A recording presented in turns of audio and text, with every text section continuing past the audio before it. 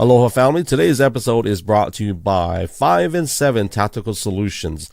They are the premier team for tactical services and training. For those of you that are, you're passionate about protecting yourself, your loved ones, maybe your home, maybe your dog, or maybe your squirrel, well, learn from the professionals. They have gun courses, everything from pistol training to long guns. For those of you that want to learn on concealed carry combative courses, they have that as well if you're a security guard. If you are in Hawaii and Arizona, they have the license courses available for you as well.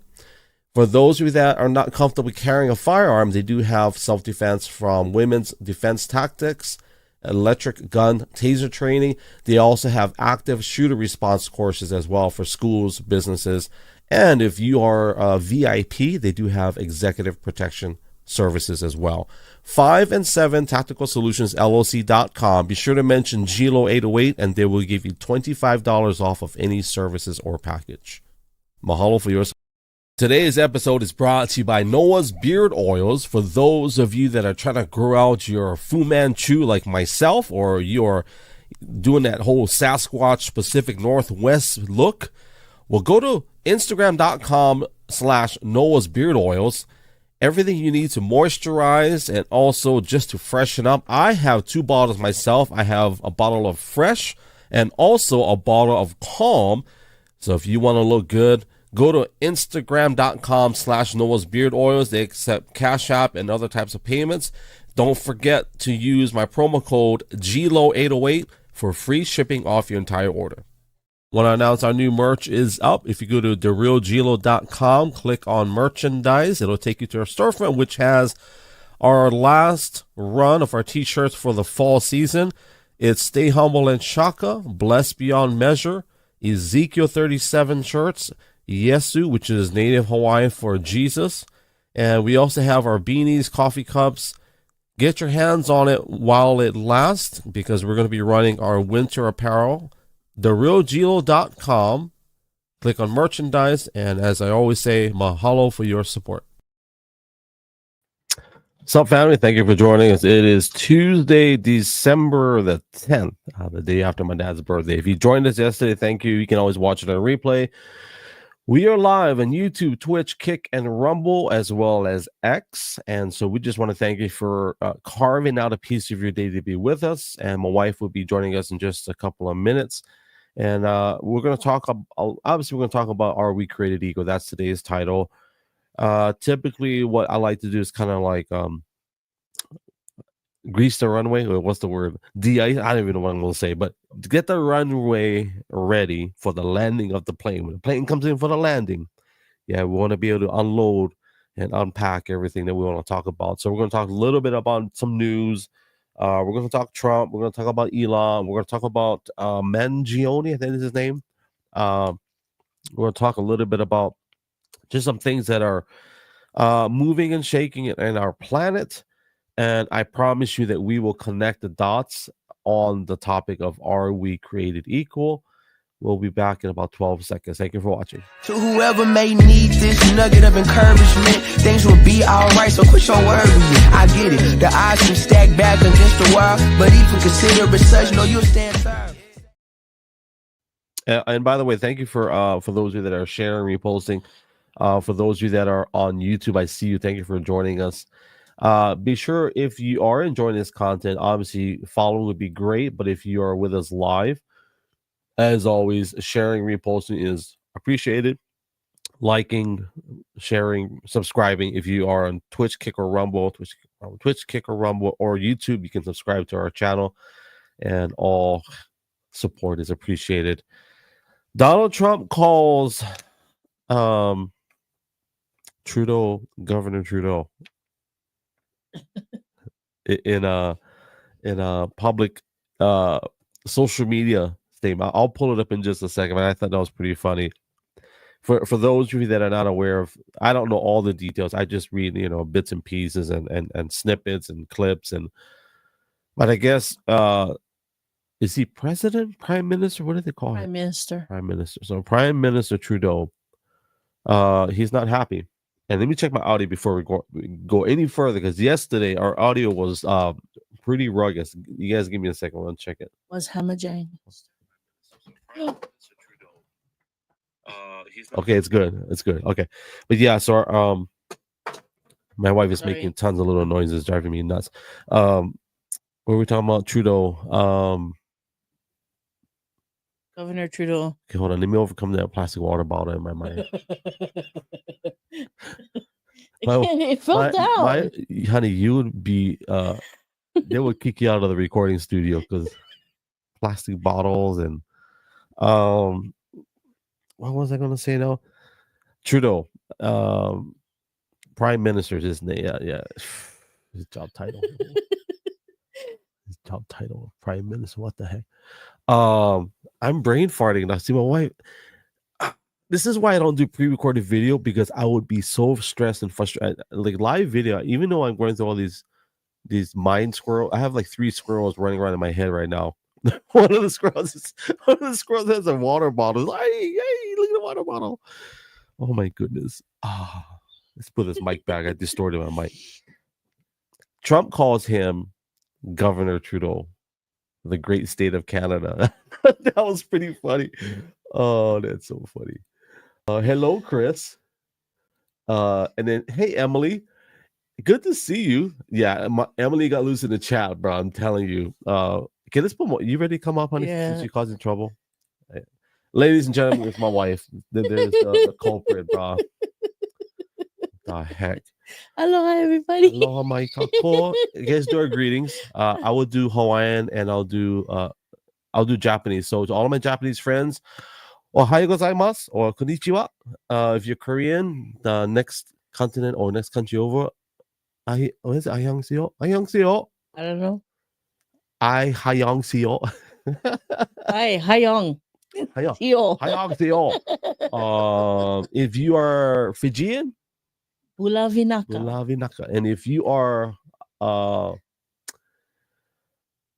if you're Maori, you say kia ora. So to all of my Maori friends and also those that are not Maori but they're in New Zealand, or if you're in Aotearoa, kia ora. So we got Louise Poppy, who is an amazing content creator. We've got Fabio. Not Fabio. Is his name Fabio? I forget his name. There's a Fabio. Anyways. And of course, an amazing content creator from France who lives in New Zealand. Kia ora, as we say. In Tahiti, you say Yorana. Yorana. In Samoan, you say Talofa lava. In Tongan, you say Malo elele. And of course, Hawaiian say aloha. Simple. Aloha. Or if it's morning, it's aloha kakayaka. Aloha mai kako, which is aloha everyone. Everybody. Welcome, everyone. And we got, hey, what's up, Noel, out there in YouTube? Thank you for joining us. Snowy Montreal. You know, our snow is weird this year. We never got snow yet. Well, we got snow in October for a day, and then it's like, okay, I quit. It's like 5 minutes. No, actually, what happened was fall said, you know what, I'm gonna kick you out this fall, because where we live. So for those that don't know, we're from Hawaii. We have our property in Hawaii, which it's a jungle. It's a little jungle. It's a straight up jungle. But then we also live in Oregon, Central Oregon, which is high desert, which means it's a high elevated desert. And there's no summer. There's like 4 weeks of summer, and then there's literally like 3 or 4 weeks of fall, which is not even fall, and then winter just comes. So there's like 8 months of cold. Yeah, but then there's sun, so it's just very strange. To my family that's been to Spokane, Washington, it's kind of like Spokane. I've never been there, but I've heard. I don't know. Spokane's a high elevation, and it's a desert, so kind of sort of. I've never been to Spokane. Yeah. So we got 2 Emilys. We got Emily, Hello Kitty Emily, and then we got my wife Emily. And then we've got such a great name. And we got Pastor Chris, who's also an executive for the tech industry out there in Washington. We were supposed to meet him in Seattle, but he was too busy cutting down Christmas trees with his family. He says, I'd rather cut Christmas trees with my family than meet with you guys. So it's okay, Chris. We forgive you. What did I say before I got interrupted by squirrels? It was so Donald Trump calls Trudeau governor of the great state of Canada. At least Trump respects him. The great state. It's gonna be great. That the world has never seen. The great state. The great state. The great state of Canada. So here's a question. Okay, what a troll. Before we get into today's actual subject matter, have you ever had kava or been in a kava ceremony? Yes, I have. I've had kava. Yeah, it tastes terrible. I was actually talking about kava. Yeah, we were just talking about kava. Kava is with a K. Yeah, with a K. But that's fine. Like if you put C, that's fine. Because you're from Canada. Canadians can do whatever you want because the great state of Canada. I was just talking about kava because in our culture, before we were colonized, they used kava for toothache, tooth pain, and they would take the kava mash up or whatever, and you drink it, but also they would put it in their tooth or wherever they had the tooth pain, to numb it before they would pull it out. Yeah. I can imagine that process was I can't even think about that process because that make my teeth hurt. That's what Noah was saying. It's bitter, but it's numbing. Yeah. Yeah. But and by the way, for the people that don't know Noah, I believe aren't you the guy that goes to Southeast Asia like 8 months out of the year, and then you go to Canada when it's cold? It's something like that. I forget.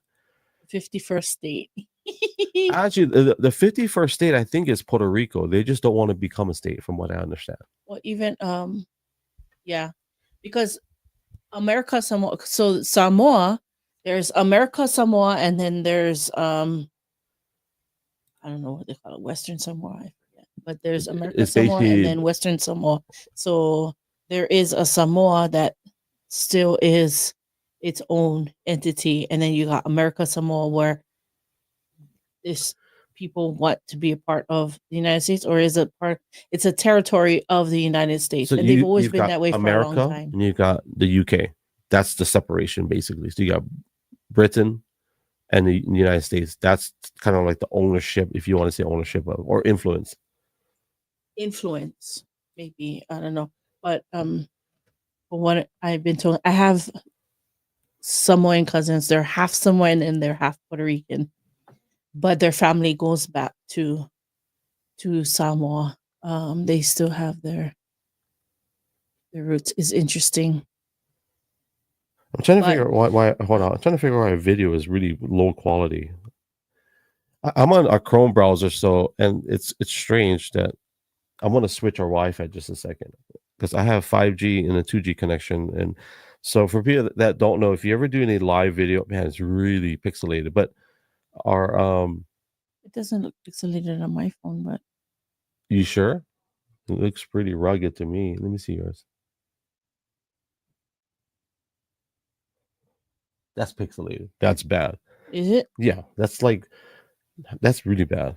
So let me just, sorry, my fan. We're troubleshooting while we're.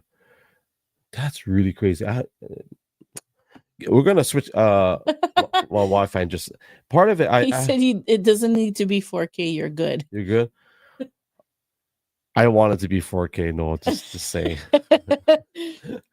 I'm just. It could. So what I did is I just. Oh, I thought you said Noah. It's Noel. Noel, yeah.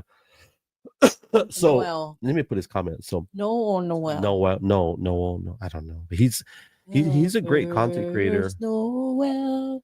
He's funny. He's a drone pilot as well, an amazing drone pilot. But anyways, that's gonna bother me because all the time I spend into giving you guys the best experience. So I have a mesh Wi-Fi system here. So we have 3 throughout our home. And I'm wondering if it's grabbing the signal outside of this room. Sometimes it does that. It's very strange. But then also it does this on Chrome browsers are very hungry. For anybody that is doing yeah. It's yeah. So Noel interesting says it depends if you're saying it in English or French. Both are correct. Okay. Okay, now they got rid of the squirrel. So Trump, the comeback to that is Trudeau said, "Well, we're gonna tariff you, 25%." So that was his comeback to Trump's trolling him. Well, tell them what you said before we went live about Trudeau, and I said, "Oh, that's not exactly it." He said, "He said because he's a liberal," Oh, yeah. and I had to tell him, "Well, I mean that could be part of it, but I don't Well, think." if you look at Canada, it's very, I don't say very liberated, but it's liberal. There's a lot of things that are happening in Canada right now They that lean left. leaning Yeah, that way. yeah. Yeah. I just read somewhere that there was a pastor that was arrested and sentenced to like 120 years in prison or something like that. Not Yeah. sure if that's true. I didn't research it or anything to see if it was 100% truth, So I just read it somewhere that said that. But we have friends in Canada. Friends and family, actually. Yeah. Well, I guess they're family. I see Kate in there. Thank you for joining us, Kate. Appreciate you. Kate is in I think she's close to Canada. She's pretty up north. She has horses and ice nuggets. I think that's what I called it. The last ice nuggets. I'm gonna just, guys, if we lose you for a second, it's because I'm switching routers. So just give me a second. We're gonna go to our Sorry. Our 2G has the distance, but it doesn't have the Stamina. honey. So our 5G has a faster connection or more data. It can pass more data, but it doesn't have the distance. So I'm thinking I'm grabbing my Wi-Fi from outside of this room. So I'm going to switch to 2G, which gives us a distance. So if we lose you for a second, I apologize. Emily's on YouTube now. Oh, it is Emily's on YouTube. There she is. Thank you for joining us on YouTube. Oh, come on, connect. That's so strange. Okay, we are connected. We are connected back. So hopefully we didn't lose you guys. So yeah, and it's not that he's a liberal, right? It's well, I mean, I'm sure that's part of it, but it's, I think, what did we say? I said it was two guys that run their countries that want the best for their countries, but it's lopsided, right? Very lopsided. I would say extremely lopsided. Now, is Canada the place where what do you call that? Where those agricultural people, did you see them on those tractors? Where they protested? Yeah. Was yeah. it Canada? I think it was all vaccine related. I think, was it vaccine related? Let me look it up. No, I think it had to do with Money, food, taxes, agriculture. I think it all stems around Agriculture. money, but it comes to money, right? Yes, because of, I think has something to do with taxes, passing some sort of tax dollars or something. COVID related. Okay. So they were protesting because of the mandates. That's where, because it happened during COVID.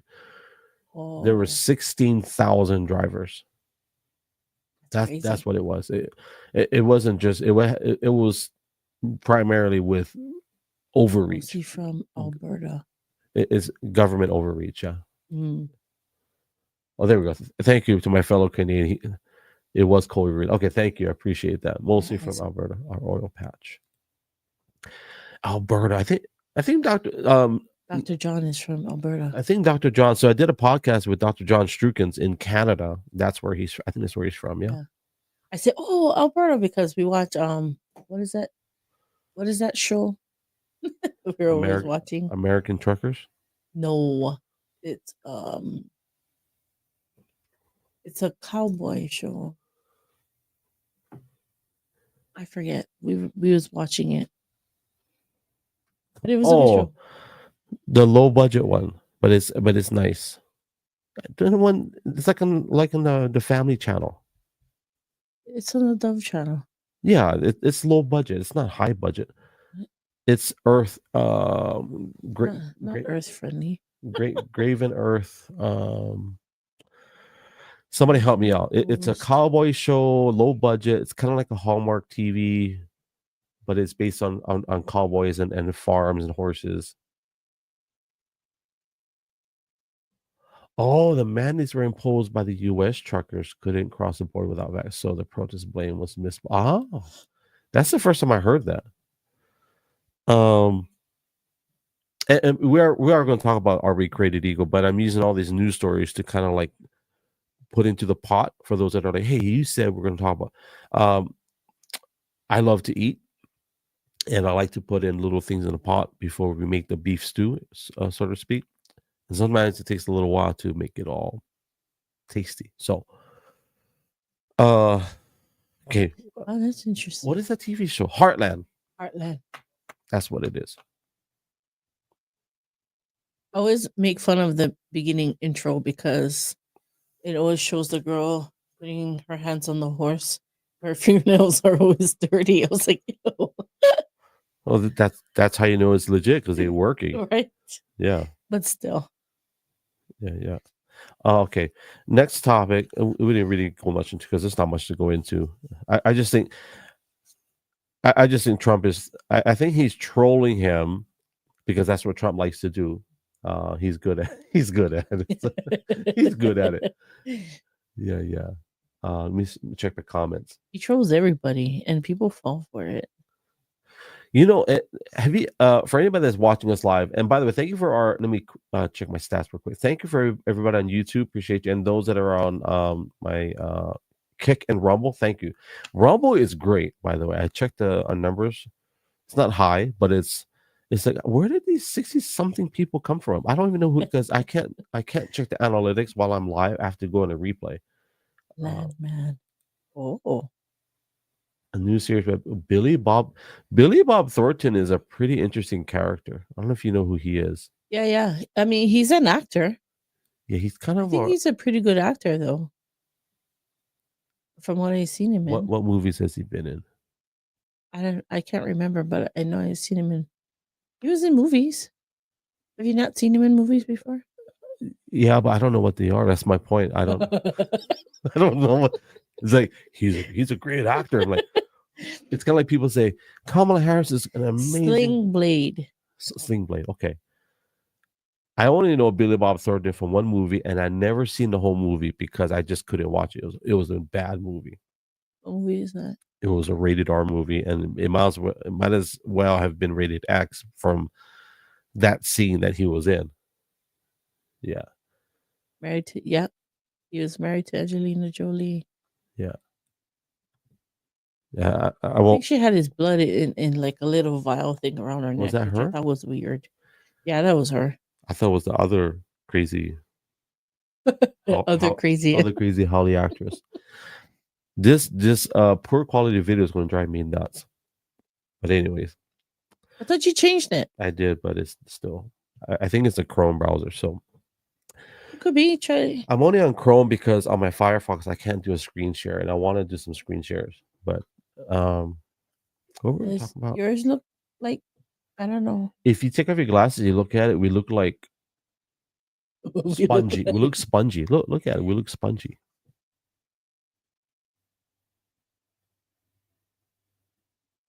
Spongy like how? Would you date that guy right now at that face value? Look at it. Would you date? You say, "Wow, that guy's hot." That's not what that's for. That's a trick question. No, I'm not saying that. But look at the guy. Would you say, "Wow, he's handsome"? We say, "Oh, he could probably." You still look like my husband. Of course, I would still date you. But look at the video quality. Would you say, honey? No, look at it. Chasing one squirrel. I know, but I'm just saying. Yeah. Okay. Next topic. And then we'll get into our where's my notes? I have my notes somewhere. You're not here so you can look pretty. It's not about that. It's, honey, we spend a lot of money to get equipment, and it has to be like, you know what I mean? We want to give people the best viewing experience possible. Okay. Where should we go? I know. So Mitch McConnell fell down about an hour and a half ago,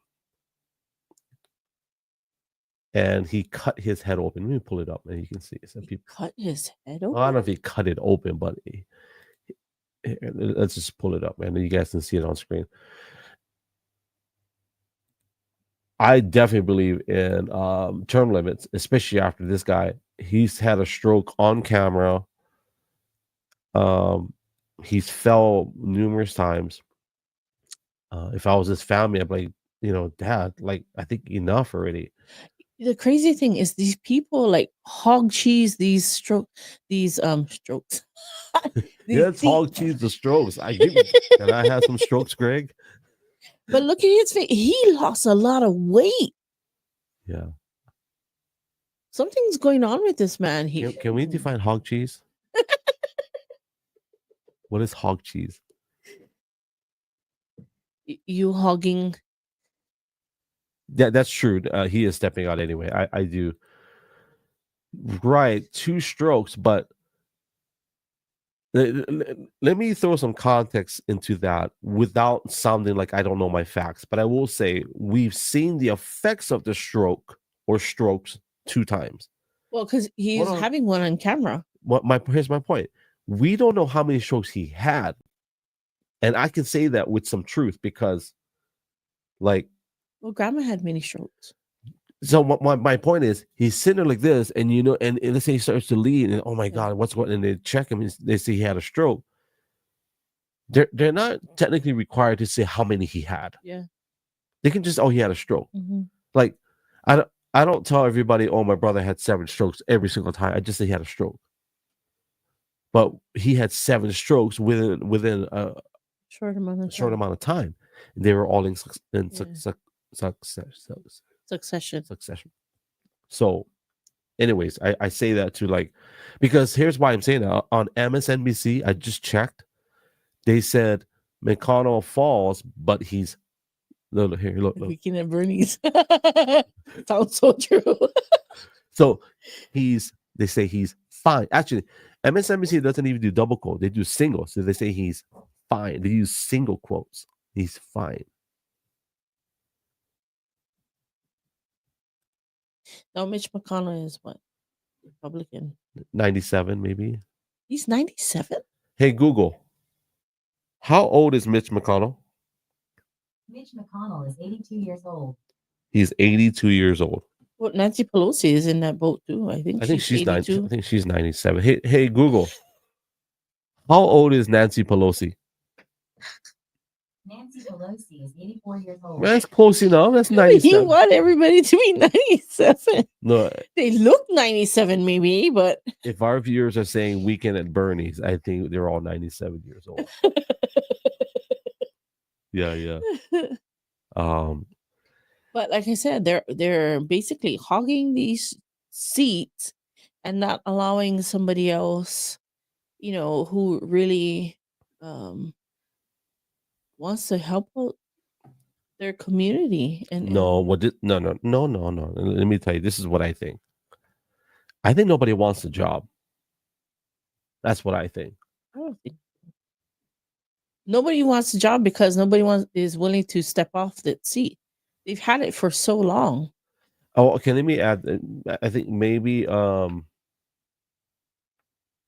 nobody wants the job in the sense that they don't want to fight for it because they know it'd be the odds. The odds are so stacked against them, especially when you have Pelosi who's been in there for 75 years or whatever. That's why it's good to have term limits on those. So if somebody really wanted the job, they would go fight for it. But I think it takes someone special, and now we're getting into our topic, is it takes someone special to fight for that spot. It does, because I don't believe everybody. Let me just, when I wrote the title, not everybody's created equal. Mm-hmm. And I'm not saying that the value or the net worth or the worth of a person is, we were all created differently. Right? So,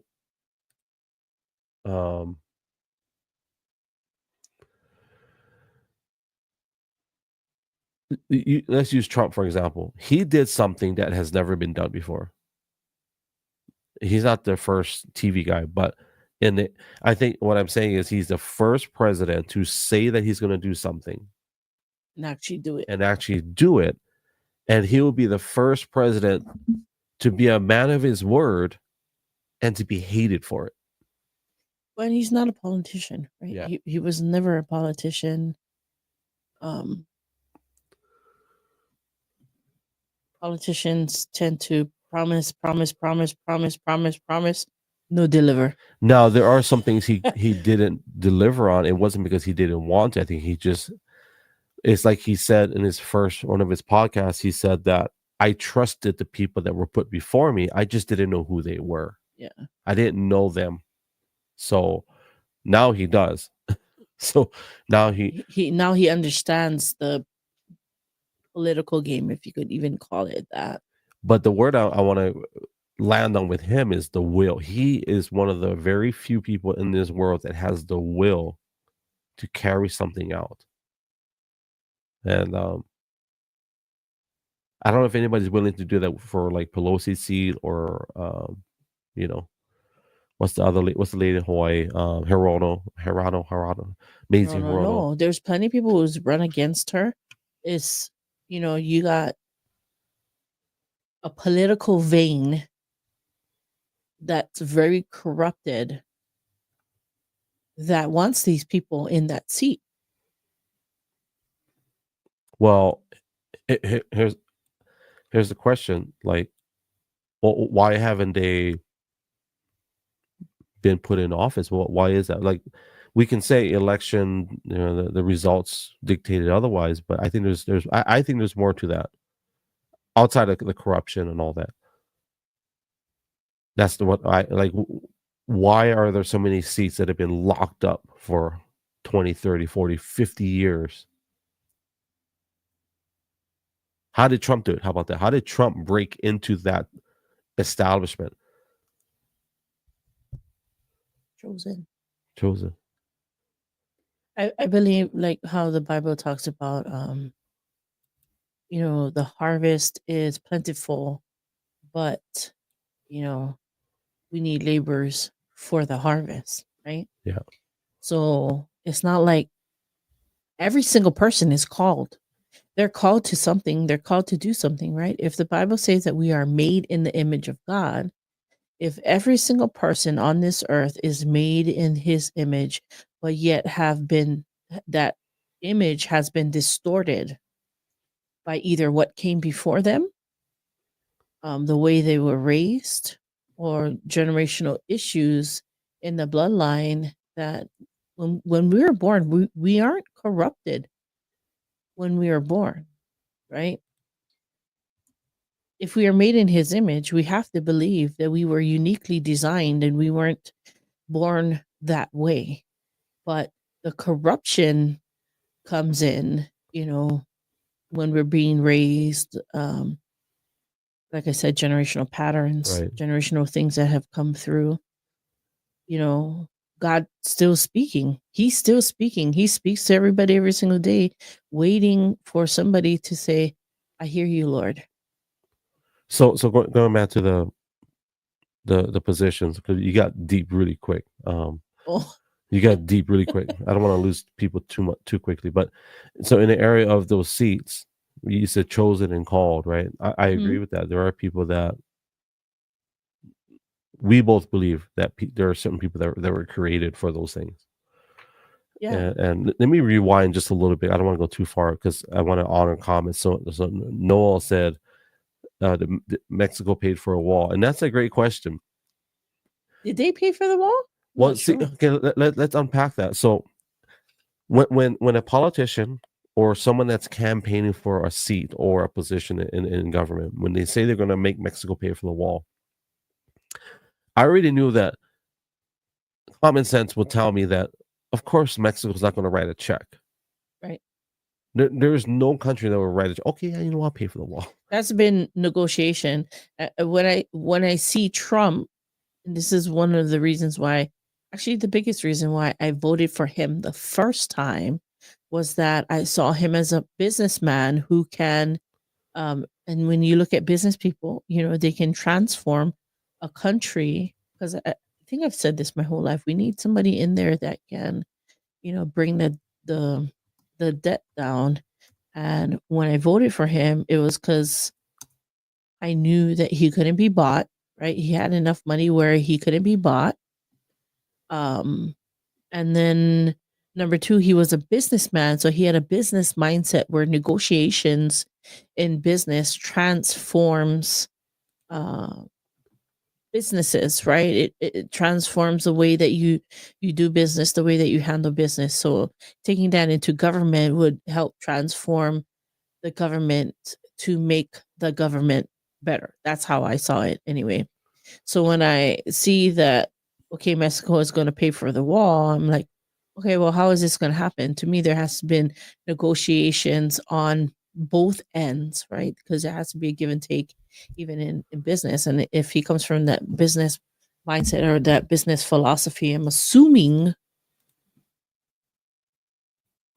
that's what was happening. Unpack the negotiations. It's like, I think everybody knows. Well, I think most people know that when Trump said that, it's not about them writing a check or making a direct deposit into the big bank of America. Right. I think it was all about, if you do business here, we're going to do tariffs, and then if your companies, or let me rewind, if American companies are outsourcing manufacturing and putting factories in Mexico. And let me tell you, here's a crazy story. And this is a long way to answer that question. Mini Cooper, we all know Mini Cooper, right? The car, the great British car. It was birthed in the UK, but it's owned by a German company. And when they send cars to the United States, they actually have a manufacturing plant in Mexico. So you have a British car owned by Germans that is made by Mexicans, and it's sold in the United States. I think that's one of the greatest stories. Here's another one. There's so many like that. But to answer the question, I don't think they pay for the wall directly. I don't know how much. What I do remember, though, is that there were a few companies that had manufacturing in Mexico, and that stopped. They actually brought plants back. Now, how many? I don't know. I don't know how many jobs they brought back. But I think, when a president or president-elect makes promises and they say, this is what we're going to do, and Trump will use his name. One of the things he talks about is tariffs, right? And a lot of people don't use the word tariffs anymore because everything is based around taxes. But here's a crazy thing. And we talked about this, I think, the last time. But tariffs is taxes, yeah. Not necessarily. You can categorize it as taxes, but tariffs are like a stipulation before you bring your products or services to our country. So you can say taxes, right? But you don't tariff the American people. You tax the American people. And that's what they've been doing. Taxes actually are supposed to have been abolished in the 70s, if I'm not mistaken. They're supposed to have gotten rid of all. So if tariffs if they work, then there's no income tax. So tariffs is, because that's what I learned. Tariffs is taxes, but it's on imports and exports. So so like I said, you don't tariff your own people. That's my point. Yeah. You tariff things coming in or things going into another country. Yep, exactly. The extra cost gets passed on to the consumer. Because right now what's happening is these companies can come in, bring products at a low cost. Yeah. So how does the United States make their money? They make the money back by taxing our dollar as we make it. They tax our dollar as we spend it, and they tax our dollar as we invest it. So we're taxing so many. And then, like for example, if you buy gas, or okay, let's say you make $1,000 and you buy food, you get taxed on buying food. Mm. You get taxed on buying a bottle. You got to pay the bottle tax, or paper bags. Fee. You got to pay taxes on a paper bag or a plastic bag, right? And then if you take it back, in some states, you don't even get the full dollar amount back. They give you like 99% back because there's some, like Hawaii gives you a 1% charge on top of the 5% bottling fee.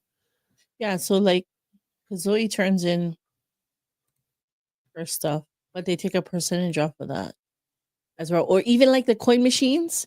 So the coin machines, you turn in all your coins or whatever, but they charge you a certain percentage of the coins Well, that you're turning in.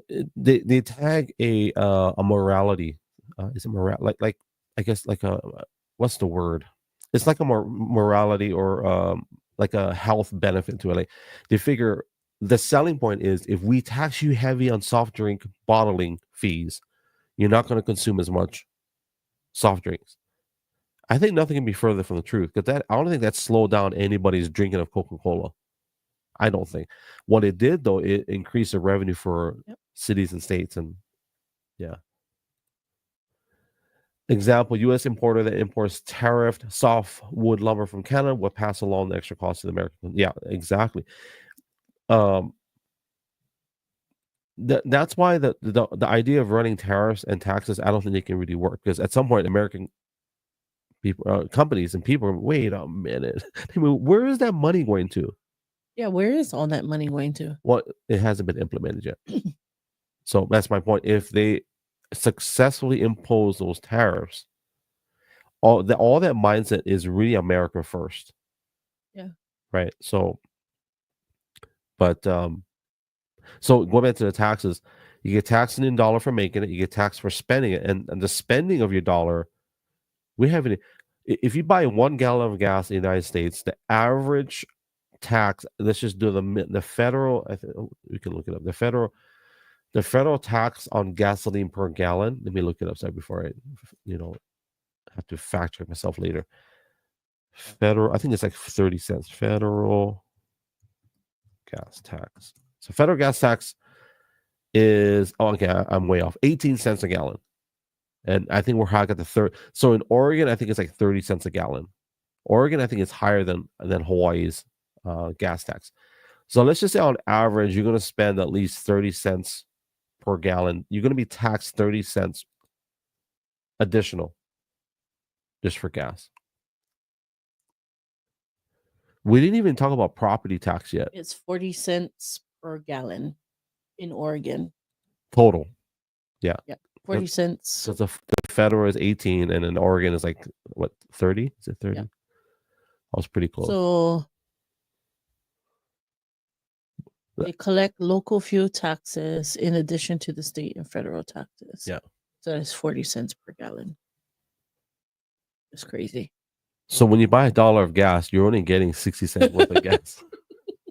It's like, I buy gas? You fill up your gas tank. What's my electric car? If you spend $100, you're only getting $60 worth of gas. It's crazy. And that's and then if you go in a gas station and buy your water, they're going to tax you for the water and tax you for the bottle. We didn't talk about property tax. We didn't talk about vehicle registration taxes. We didn't talk about road tax. So there's so many taxes that people just do not even care about or don't pay attention to. Right? Oh. Hawaii charges 18.5 cents. That's the Hawaii. Yeah, Hawaii's less than Oregon. That I know. Dude. Isn't that funny? Yeah. So here's a question. But Oregon charges like really weird stuff. Like they don't charge taxes on like food and stuff, but they'll charge you taxes on. They don't charge sales tax. Yeah. So you can buy anything without a sales tax. Except liquids. Right? So is there a sales tax on liquids? Is that what you're saying? They charge something on liquids. Well, they charge you the bottling fee. No, everybody has a bottling fee. The strange, okay, so the funny thing is all these states, and to me, they're just trying to make a buck. Because they can, right? They can charge you all these bottling fees because they know not everybody, you can get like maybe 20% of people will go and recycle, right? Okay, let me fact check myself. I love Google. So all states except for California, Connecticut, Hawaii, Iowa, Maine, Massachusetts, Michigan, New York, Oregon, and Vermont do not have a bottling fee. So there's only 10 states that have bottle bill laws. So I was And But Hawaii does charge bottling fees. no. And what I'm saying, there's only 10 states, and Hawaii is one of those 10 states. Oh. So basically, for people that don't know, I guess the other 40 states, if you don't know what that is, basically, and I think that's strange because bottling fees have been around for a very long time. For us, maybe not for everybody. Hawaii never had a bottling fee until when we was adults. Because if you look on right, it wasn't introduced until we were adults. And we also had, so I know in the 80s, because my brother was working at Food Land, They always had this big controversy between plastic and brown bags. So they moved to brown paper bags, and then now there's a big controversy again, right? So they moved back to plastic bags, and then it's weird. Then I think they moved back to. So here's a law for Hawaii for plastic bags. So the first plastic bag ban in Honolulu was on July 1st, 2015. In 2019, Honolulu passed a bill to reduce plastic consumption and waste, which basically they charge you. And then they had a ban on disposable food, like lunch plates, and but it was delayed until 2 years ago. So I know Maui had this plastic bag ban. They were famous for that. Yeah, where you would bring in your own. So if you brought in your own bags and stuff, they gave you like, I don't know, like 10 cents off, whatever. To bring in your own bags. The credit, they give you the credit, yeah. So people started bringing in their own bags because they stopped bagging. They stopped bagging your stuff. But I find it strange that that's strange that people don't think about some of these things, like, there's self-checkout, because now you can check out yourself, right? And you bag your own stuff, but you still got to show them at the end, where the security is, that you actually have a receipt for the stuff that you bag. So you're employing one security guard, and you taking away maybe like 15 jobs because you got 15 self-checkouts open. It's not even a security guard in most places. It's like the only places that have security guards are big cities where theft is high. So, but to me, that doesn't even make sense. Like, you're taking away jobs from, I don't know. And then now you want to police the people that they don't even work for you, but I'll claim myself to be a cashier. What job has you worked before when cashier? Technically, we are. For the last 20 years, because I basically cashed out my own stuff, put in my own money, and bagged my own groceries. Why were we talking about that? Led us to taxes. I don't know. I think that's funny. Or tariffs. We're talking about Trudeau and I'm just making trouble. I don't know. Tariffs. If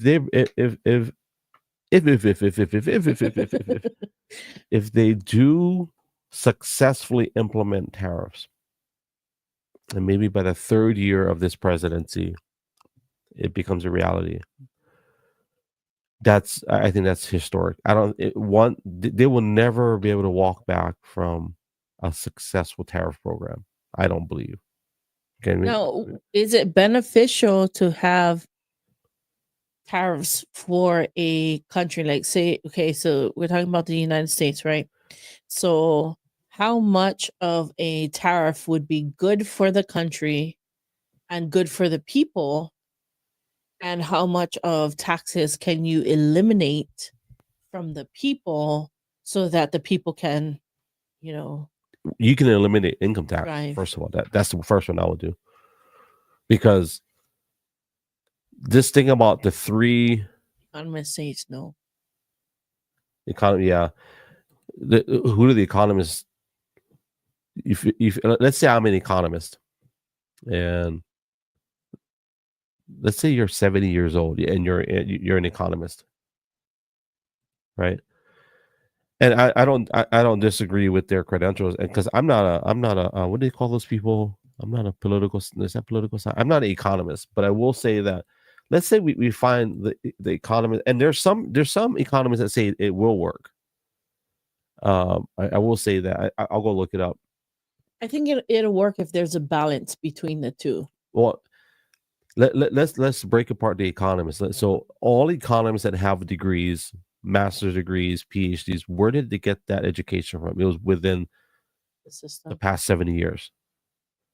We have never had a government or an economy that ever had, like, at least in our recent memory, right? So, but here's the three countries that are affected by that: Canada, Mexico, and China. Those are the three major countries that are going to be heavily affected by that. And then, of course, Germany, who brings in, vehicles, right? Economics is what they study.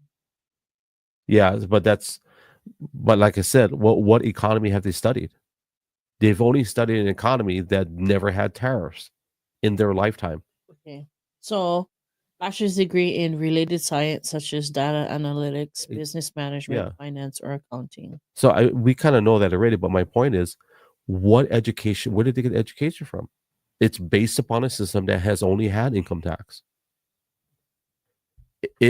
To have a degree in economics, you have to understand that, hey, taxes have always worked. We've always taxed our people 30% of their dollar. We've always let the states tax them an additional 20 to 30% based on what they buy. That's crazy. Just think about that. The federal government taxes us 30% on the dollar that we earn. And then they say, you know what, here in your individual home state, you guys can tax them whatever you want on top of what we tax you. That's just straight up retarded. I mean, just think about that. If I work 40 hours a week, I'm literally only going to get paid for 30 hours of that Now, week. 30%, it depends on what field you're in and what bracket you sit in. Okay, let's drop it to 20%. So I'm just saying. Yeah, so let's drop it to 20. The federal still takes out 20% of what you work for. Right. And then they turn around and say, hey, whatever state you're in, they can tax you on top of that dollar, whatever you decide to do with it. Like whether you buy gas, you buy property, you buy food, groceries, you buy soda, whatever. So I understand they can tax all those little things, but already we're getting taxed minimum just on the income that we make. What I'm saying is you put tariffs on all the Noah brought up a good point. He says Europe. So yeah, so Germany is one of the largest importers of vehicles in the United States, right? With BMW, Mercedes. We also have, and these are luxury cars now. We're talking about Porsche, but those are big companies. Volkswagen. We didn't talk about Japan yet. So I think the tariff relationship will be dependent on how much Trump likes them, because it's not going to be all the way across the board a single rate, right? And what I also believe is our relationship with NATO and the amount of money that we've been putting into that. I think America puts in 5%. Higher inflation will come as consequences of coming tariffs. I agree and disagree. I don't know because I've never experienced it, right? So we're basing that upon inflation is based upon, if you're saying it on tariffs, I think it depends on. Well, we're experiencing inflation even now. Yeah. Everything has gone up now more than it was before. But I'm like I said, I'm not an economist, I'm not an expert, but I do believe inflation and prices rise also with businesses deciding that they don't want to take a loss. Yeah, because even this last outside of the government, this last time that we went to the store, it has increased more again. Like, it's outrageous. Some of these things that they charge are like. I mean, to support my argument, and this is a very general, broad statement, we really don't know what we're talking about. Well, so I mean, my thing is like, how beneficial would it be, for the people that live within the country, like for us, and Donald Trump was talking about putting more tariffs, but to like from a business standpoint, I can see the benefits of eliminating, let's say, income tax, right? Because obviously our government is super rich and they mismanage money. But if we eliminate the income tax from the people, then the people can afford more things, right? Which would mean that they would pour back into the economy by buying things, right? But also, yeah, I don't know, because if you got tariffs on the things on the outside, like exports, right? I'm talking about exports trying to run my brain around this. So if it's more tariffs, right? So even say like for us that live here and manufacturing is a thing, right? So we got to outsource because we don't create all the stuff that we need. So our stuff in the state is going to go up as well, right? If, as far as okay, so if I'm a person making this in this country, but I have to outsource some of this stuff from outside, right? If tariffs are on them and their tariffs are high, and then I have to buy these things from the outside, it's either I'm not going to buy it or I'm going to have to raise my price for this as well. So does it benefit the people in the country? So does it benefit me because I'm making this here for the people in the country? Or and then I'm gonna go and sell it. Like, say I'm gonna go sell this to Canada, right? But Canada also have like, no, we can't do it, or they're gonna charge more on mine. Just kind of So let's look at these states. I don't know much about South Dakota. I know a little bit about Tennessee. yeah. I Uh, just answered my question. huh? I just answered my question. Yeah, yes. Hey, no. Sometimes it takes us a while to come around to the. You know what I mean? Sometimes it takes a while to land the plane. When we land, oh yeah. But so there's 8 states. There's 8 states that do not have a income tax. They don't charge us income tax. Alaska, Florida, Nevada. Those 3 states, I kind of know a little bit about how they're doing. Outside of the indigenous populations in Alaska, that's a different story. Nevada and Florida, out of those 3 so far, have a lot of people moving to those states. We know that personally, just from family and Hawaii. Everybody from Hawaii, if they can't make it in Hawaii, where do they go? They go to Vegas. That's the first place on the map because it's easier to get ahead in Nevada. South Dakota, I don't know much about South Dakota. Tennessee, I've been there quite a bit of times. Texas, we know there's a lot of people in Hawaii moving to Texas too, because there's a lot of, it's easier. Washington doesn't have, which is very ironic. Washington doesn't have an income tax, and then Wyoming. So Washington doesn't have income, but they have different taxes. Yeah. So I'm okay with it. Like I said, I'm okay with them charging them different taxes because that's our choice, right? Yeah. If I don't want to buy Coca-Cola, whatever, charged 50 cents a bottle. I don't care. I don't buy it. But leave that up to the people to decide. So going back to the levies, I think it'll benefit us.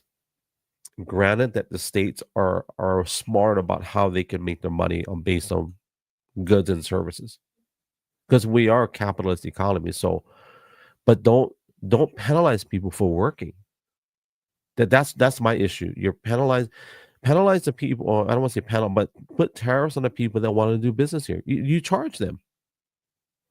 If they decide to bring the factory, this is what Trump said. I don't have it up here, but here's what I think will battle what Noel said about inflation. Trump also said on his personal account, he says, if you are a company that decides to do business in the United States and you bring, I think it's like $1 billion worth of product or service, and you contribute that, you will be expedited. You will be given expedited approvals on permits, et cetera, et cetera. So basically, if you want to build, we'll make it happen. And then now that puts you in a whole different tax bracket, if you will, because now you're not going to get tariff because you're building in the United States. But if you're just sending over, if you are Apple, for example, and you decide, hey, I want to have cheap labor in China, we'll build the iPhones in China, we'll bring it to the United States, and we'll charge people $1,500 for an iPhone, which costs us $200 to make. Trump is saying that's not how it works. You want to do that? We're gonna put tariffs at the front door. So what's the alternative? When you build iPhones in the United States, it's going to be more expensive. But guess what? People have jobs, Yeah. and guess what? People are not going to have an income tax theoretically, if that works. So that's a big line to draw and connect the dot. But are people, are we created equal? I think we're all created differently. I think with that policy, it's definitely different. We are unique. So I think it does take someone special to implement all those things we talked about. Like who's going to say let's do it? What is the biggest thing about businesses that fail? Let's name some things. What do you mean? So what separates a top producing business versus one that's not is that it's the ones that are willing to take the risk, right? For like if we have $1,000 and we're willing to become successful, you can, like, let's use Robinhood or any of those apps. You can put it into a fund where it says we'll invest it conservatively, and there's another option where you can do it. It's a little bit more risky, but it has a higher yield. Well, So with this policy, if it does, it's risky. well, businesses that fail is they don't, not necessarily take the higher risk, is that they don't watch their risks, if I can say it that way. Yeah. There are things that are high risk, but is it beneficial to the company, right?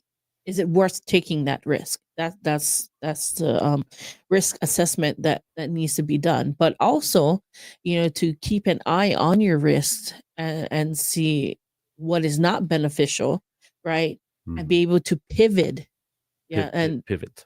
That's the issue with businesses is not coming up with either new ideas or new ways to counterattack the risk that is high, that's happening, that is causing their business to fail.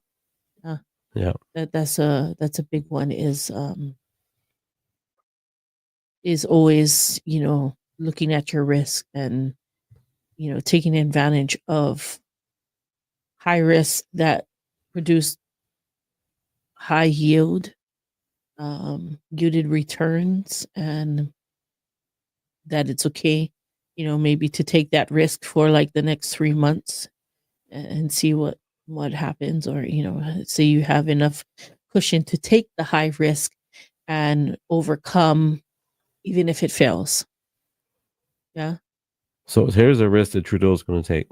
He's going to put tariffs, and I'm just talking. So he'll put tariffs on.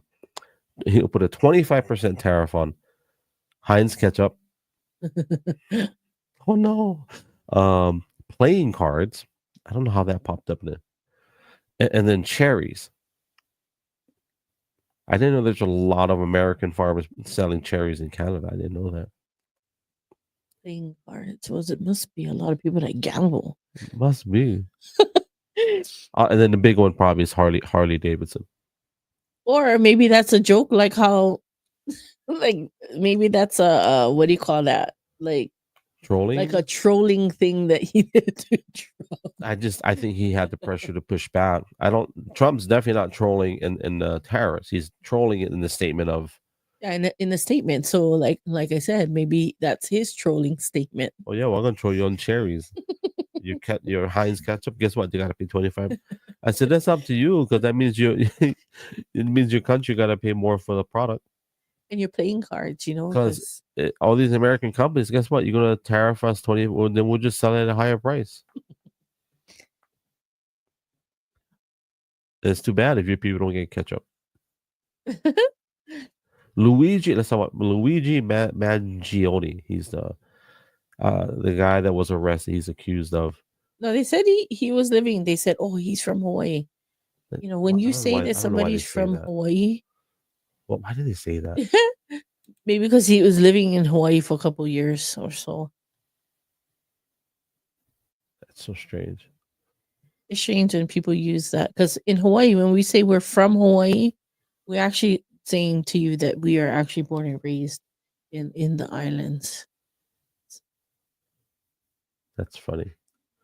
It's funny because recently somebody asked me that, "Where were you from?" I said Hawaii. So they go, "Oh."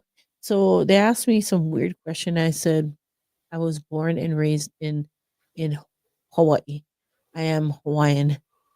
Oh, it's like Everybody wants to be like we. For people that don't know, we get a lot of people when we meet them. They're like, "Oh, you're from Hawaii? Oh yeah, yeah. I'm from Maui." I'm like, "Oh yeah." So there's three questions. There's three questions that we ask somebody that says they're from Hawaii. Well, first one, where you from? Mhm. Right, and it'll be usually what island, depending if that comes up. The second one is what school you grad. Yeah, and then what's the last one? What's your last name? What's your last name? And if they say Smith, Johnson, or Jackson, come on, brother. Even my name is, yeah, it's not Hawaiian, but my mom was Hawaiian Chinese, right? So, but anybody that knows, and the last name is not the be all end all because there are some pretty Hawaiian people that don't have Hawaiian last name, like super, like. But my point is, your last name connects the dots.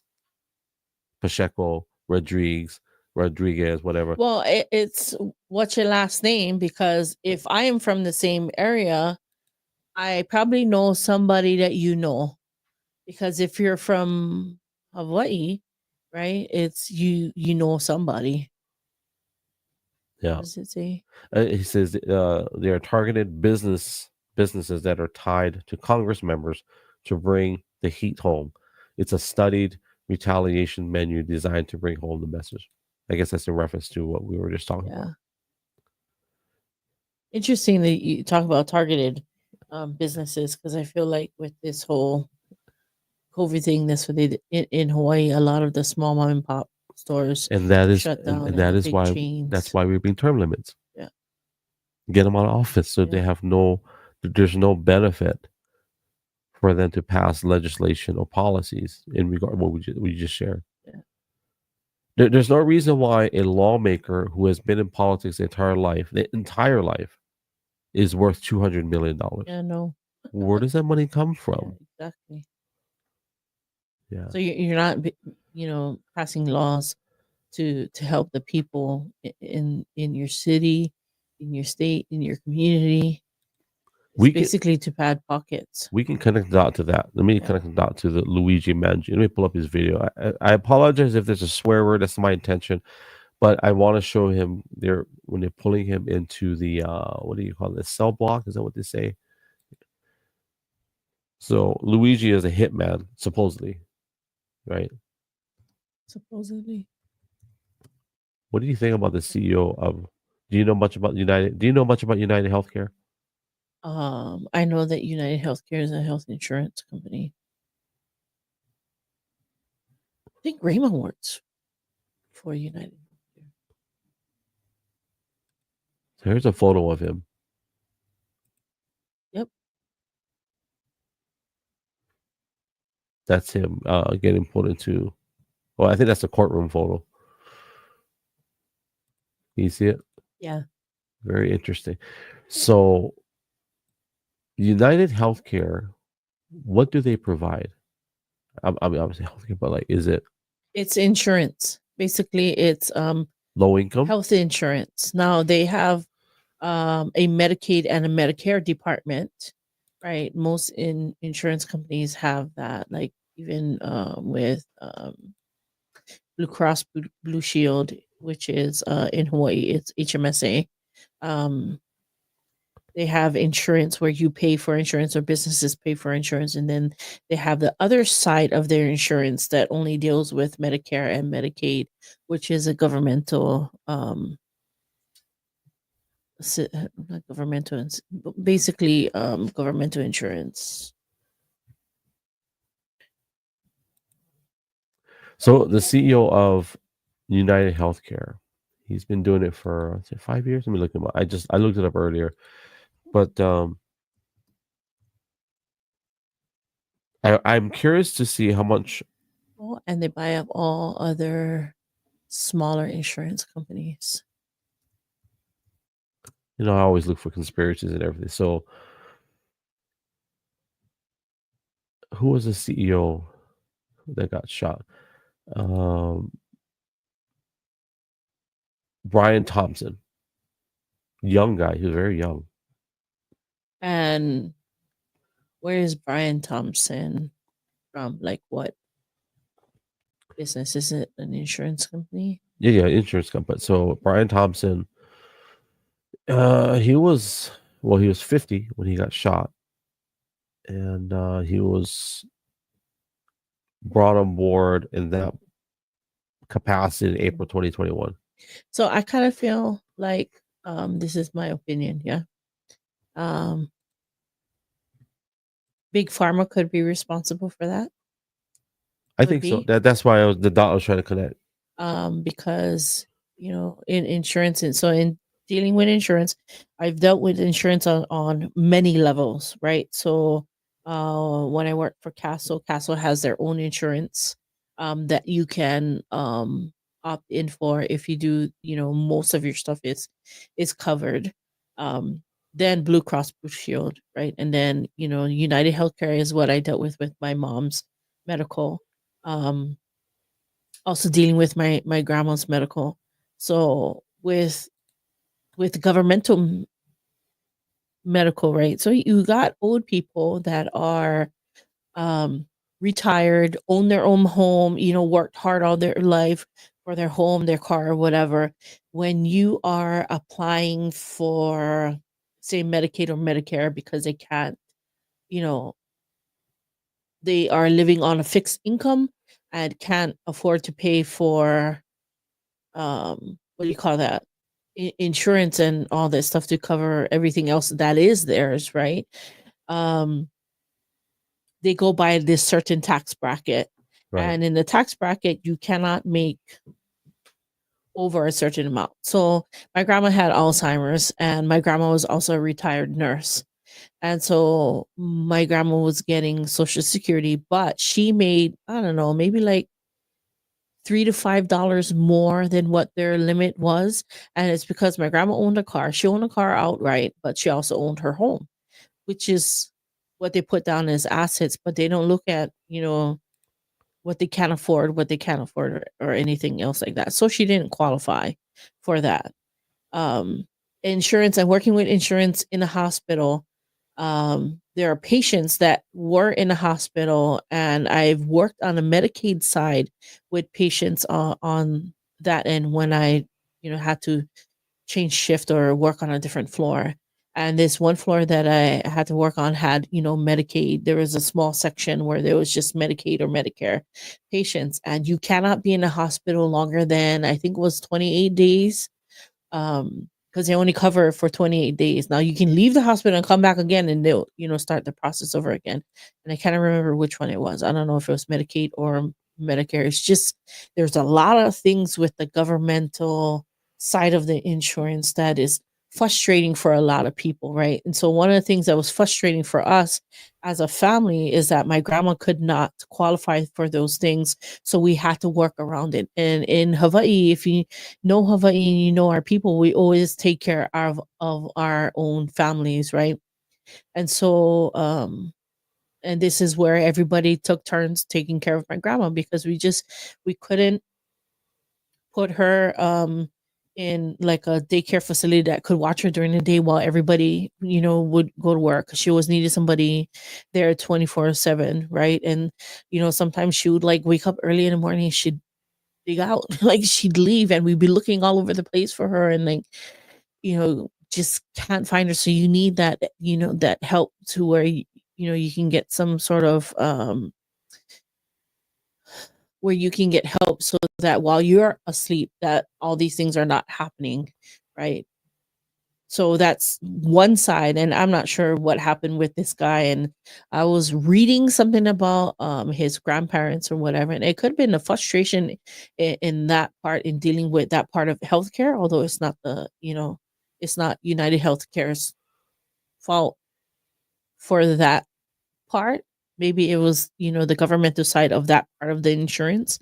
Although a lot of things, if when you look at the paperwork of insurance, and it tells you what it covers, what it doesn't cover, what it covers, what it doesn't cover, right? It covers certain things. You don't get certain things that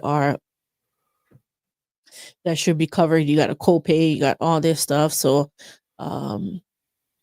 it's irritating, especially for when you have debilitating issues. Say they need surgery, to prevent, like, say they got cancer, and you need to have this surgery so that you could remove something, and then it's not covered by insurance. Well, all that stuff got to come out of pocket, and surgery is expensive. I've worked on a surgical unit. Surgery is very expensive. It's not, and surgery is not, like a quick get in there and get out, right?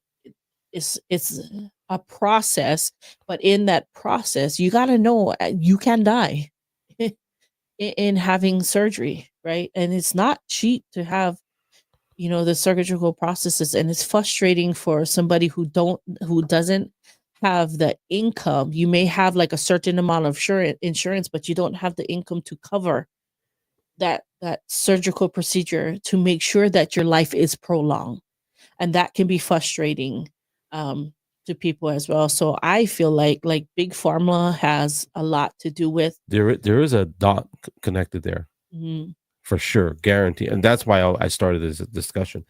I want to give a shout out to our Kick family. It just started erupting. What the heck? I see Shakamako, Standuru 64, Johnny Juarez. I don't even know you guys, but I appreciate. I just want, let me camera on my face. I know we don't have the best video, right? I don't know what's going on, but I want to say thank you to our Kick family. I don't know who you guys are, and I'm reading your comments. I won't say your name because it'll sound like I'm swearing, but we'll say Foron.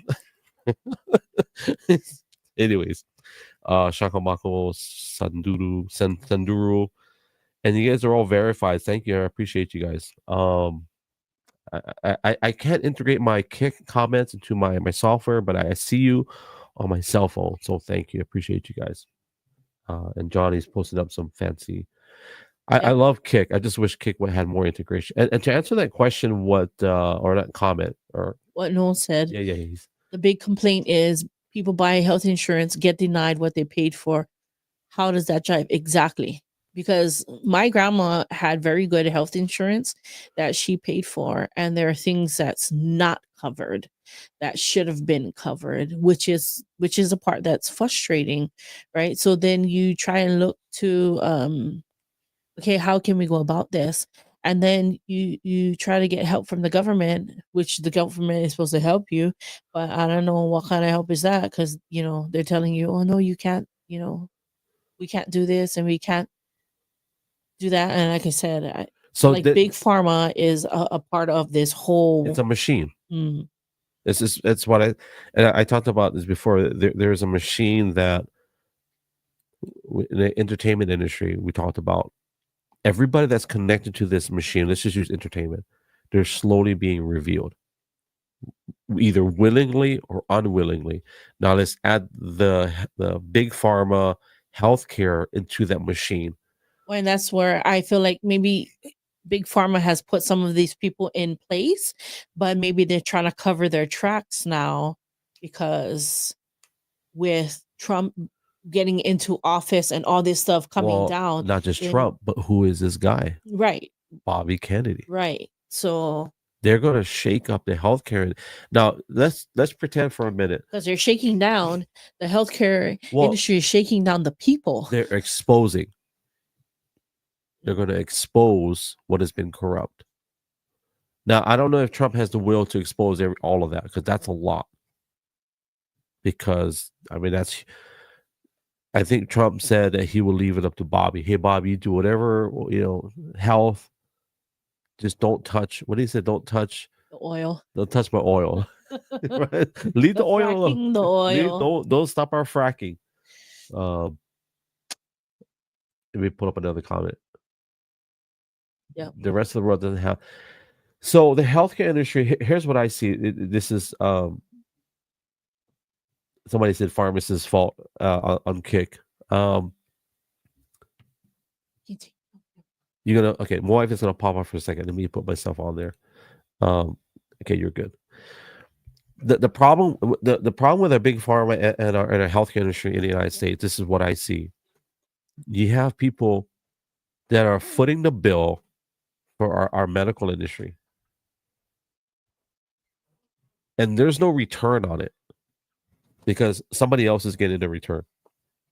I met a CEO years ago from and I used to work in the service industry, and where I used to work for Paul Mitchell in Hawaii, and I did woodworking, and I did blue. I was a blue collar worker, right? But the property that I worked at, we would bring in guests from around the world, and then I would put away my work clothes and I put on an aloha shirt and play concierge. It was kind of like if a typical movie, you ever watch a Hawaii movie, people change their clothes and become like, hey, hello, welcome to so. That was kind of what I did. But there's just one guest that we had. He stayed at our property for I think it was 2 weeks. As a mind you now, to stay at this property, it's like $8,000 a day. Okay. And so, anyways, this guy, what I found out, he was a CEO of a big company. I won't say which one, but it was one of those companies that was scrutinized for CEOs taking big pay raises and bonuses, and the employees suffering. Well, the CEO that I met, he got I don't know how much. I think it's like 10 million or something like that. He got a $10 million bonus, and he decided to give it to his employees, and they wrote it out to where everybody would get a fair percentage. And the reason why I bring that up is that it's a great example of how I think we can change the way Medicare or our health insurance industry. It starts at the top with people making decisions like that. Now, the other thing is, the reason why I remember him is because when he left, he gave me this envelope. I will never forget this. He gave me a fat envelope, and it's just full of cash. And he said, "I just want to let you know I appreciate you. Thank you for not bothering us and not trying to." Basically, when guests would come, they don't want to be bothered. They don't want people to bring in a cell phone and say, "Hey, can I take a selfie?" And honestly, I didn't care anyway. But he gave me a fat envelope, and he said, "Hey, this is for you. Go take your wife out to dinner or whatever." And I just want to say thank you. I won't tell you how much it was, but it was an envelope thick, just full of cash. And I was so blessed. I was so happy, and so anyways, that does shed a little bit of light on how it is possible, at least in the healthcare insurance industry. It is a business. There's guys on Kick that say it's a business. My hope though, and I don't know how would you make healthcare accessible? I don't believe in making it free for all because there is no such thing as free healthcare for somebody's paying for it. That the question is who's gonna foot the bill, right? So I don't know. I do believe that that's like I said, I'm not an expert, but we're connecting the dots, right? The dots are like the United Healthcare CEO getting assassinated, shot. We see the guy pulling up into the cell block, and he's like shouting whatever he's shouting, and the reason why I brought that topic up is there are people that are put into places of power and authority or position. One, I think you got to be gifted. You got to be willing, and you got to have the will to carry out whatever it is that you're called to do. And I think in some of these positions that we've been seeing over my lifetime, when they get assassinated, they get taken out, whatever, they get removed. I think there's going to be an exposing of the machine and who's connected to the quote unquote machine. And I don't know if Trump's the guy. I hope he is. Yeah. So yeah, on Kick, Foran said taxes. Simple. I totally agree. But like, who, right? What taxes? What? So how do they pay for that? What taxes? right? We talked. I don't know if you came in earlier, but if I make $1 in the United States, I already know for every dollar I make, I only get 70 cents. That's if I don't spend it. So just think about this for a second. If I make $1, I take home 70 cents until I spend it. If I spend it, I get taxed extra on top of the one I spend. If you put in gas, no matter what state you go to, every dollar of gas you put into your car, you get 82 cents of gas worth of gas, and that's fine. I'm fine with it taxing, right? What I don't like is taxing the dollar that I earn. Let me decide how I want to be taxed after I earn my money. So there's, I think there's how many states? There's Alaska, Washington, Texas, South Dakota. I'm missing a few. There's at least 5 states that don't charge an income tax. So I think that's one way. I'm reading comments on Kick. So I'm glad Kick is getting some traction. I appreciate you guys on Kick. You guys are blessing me today. I appreciate you. I want to take a short 30-second break to pay the bills. One of my product sponsors, Archon Miles, I'll bring them up and it'll help me clear my sinuses, drink some coffee, get some water. I'll be back in about 30 seconds. I wanted to, and by the way, don't leave. I just want to say thank you. We're not ending. I just want to take a quick 30-second break. And if you've got access to friends here on social media, reposting would be amazing. So thank you. We will be back in 32 seconds. A word from Archon Mounts. Today's episode is brought to you by Archon Mounts. For those of you that are content creators and you want the best mounting solutions for your cell phones, your DSLR cameras, well, go to archon.com. Be sure to use my promo code Hawaii and you'll get 20% off the entire order. Also, all of their products come with a lifetime guarantee. So head on over to archon.com, keeping your devices within reach.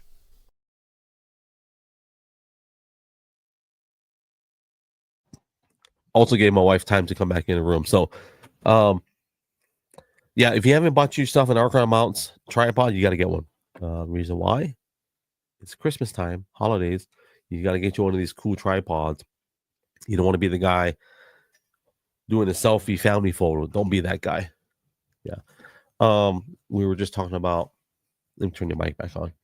We were just talking about, how do you pay for the healthcare, right? And obviously it's taxes, but like my issue is how big is a machine? This Miss Big O says I'm leaving him. Dude, I have the attention span of a squirrel. So well, I know there's a healthcare called America First Healthcare. Explain that. I don't know how to explain it. I just see the commercials all the time. But that one guy is funny.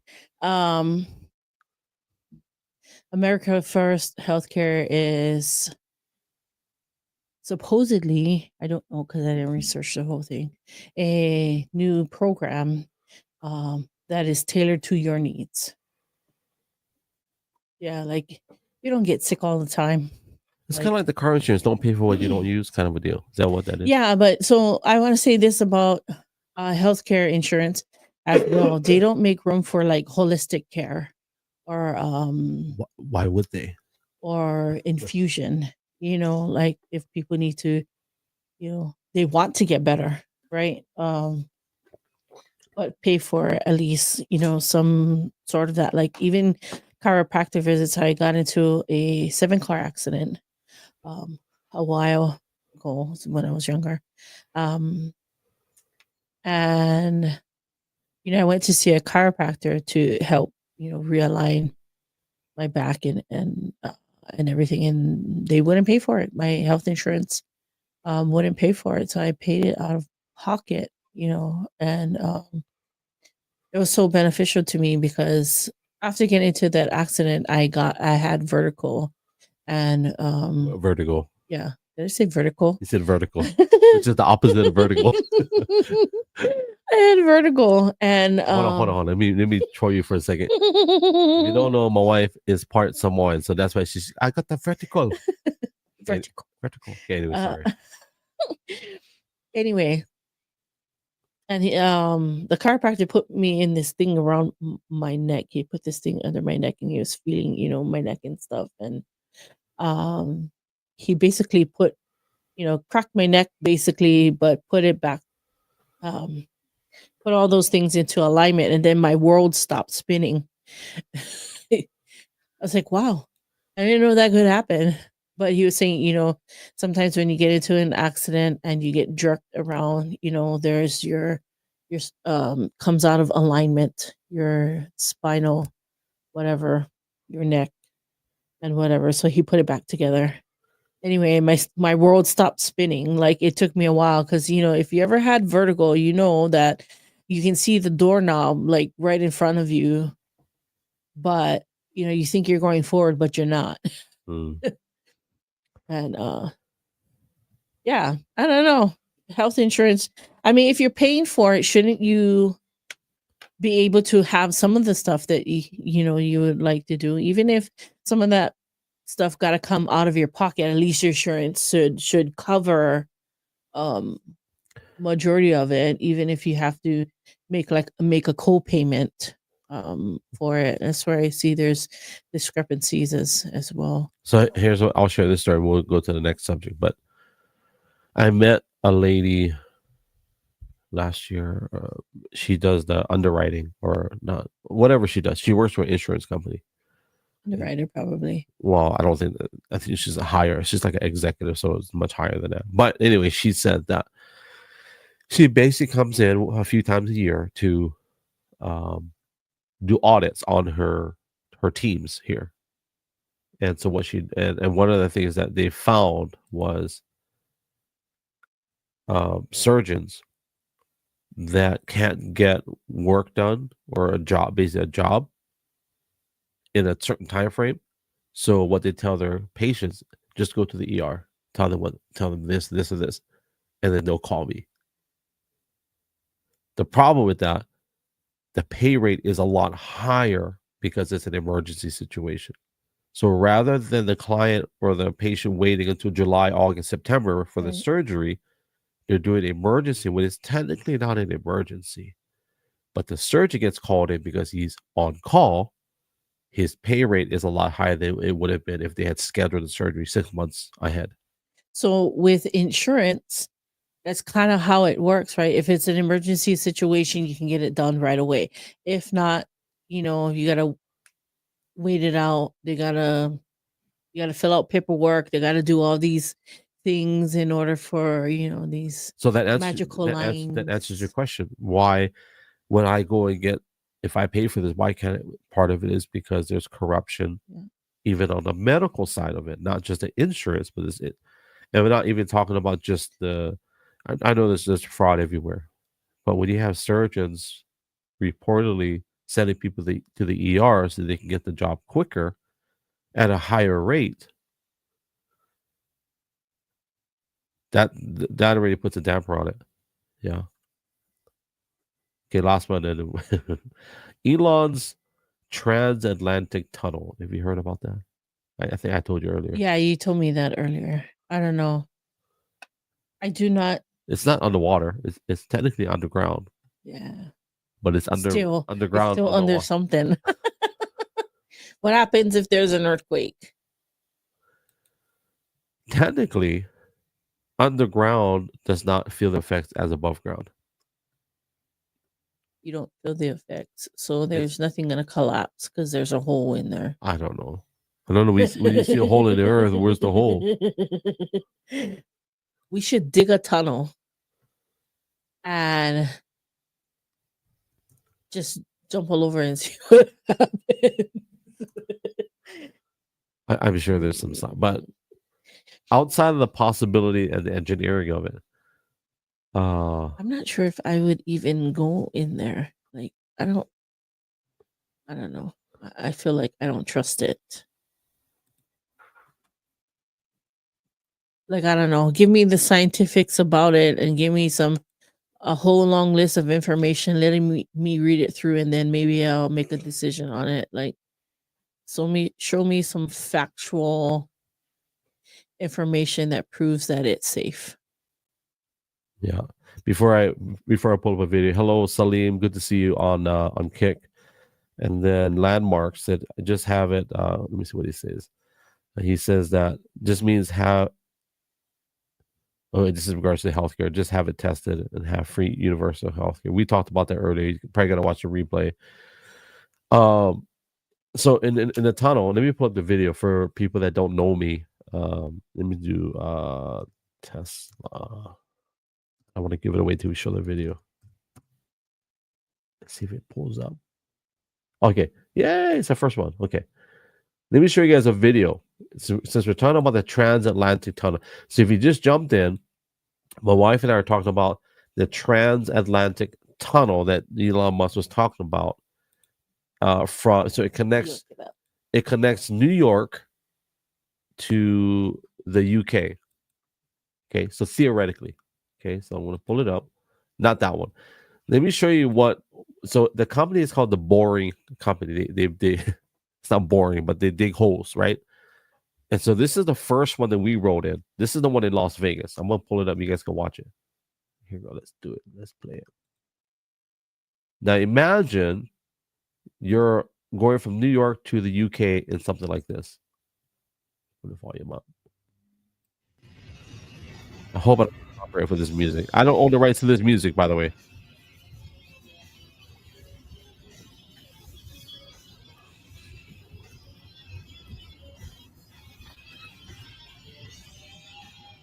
Watch this tunnel, guys.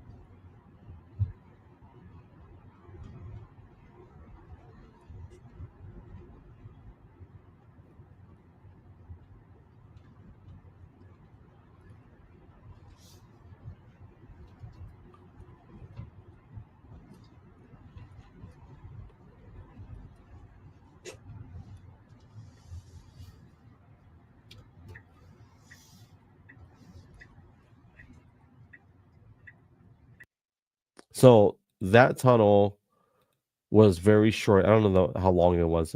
Probably not even a mile. Maybe it is a mile. I forget. So technically, so that was a Tesla. I call it a Tesla tunnel because there's only Teslas that go in there, and theoretically it would be autonomous, meaning you take your hands off the steering wheel and it just pulls you through. So what Elon Musk said is you can go from New York to England in 54 minutes. That's over 2,000 miles. So I don't even know how fast would you be going to it would have to be I don't know. I don't know how you get that speed. I know that there's less resistance. There's less obviously there's probably almost zero resistance in a tunnel. Matter of fact, it might even pull you. I don't know. I really don't know the science. Here's what I got. Go ahead, read it. There is a transatlantic tunnel. It's a proposed tunnel that was proposed in 2003. I didn't read the whole thing about it. On this Discovery Channel show, Extreme Engineering, it discussed a proposed tunnel concept in detail, and that's to connect. Shoot. Go back. So there's a guy on Kick. He said that Landmark said that it's like the Eurostar except faster. He says that he hopes it bypasses the Azores. So the speed of sound. So I probably don't debate or question the ability or the technology Between New York City and London. Yeah. So I know it's possible because we rode in it. So that video we just showed, we rode in the underground tunnel. So I know that's possible. Well, also there is a tunnel that has been built It's called I don't know if it's Chanel Tunnel or Channel Tunnel. Yeah, I seen that one. It starts above, Yeah. and it goes underneath. So it links England and France. It took 6 years to construct. Yeah, I saw that. It's 23.5 miles. It's a $20 trillion tunnel. You talking about the one Oh Elon? no, yeah, the one that Elon So is. But this one was 19.8 trillion. so when Elon does those things, I think him and Trump, I think they drink the same water, and it's called trolling water, right?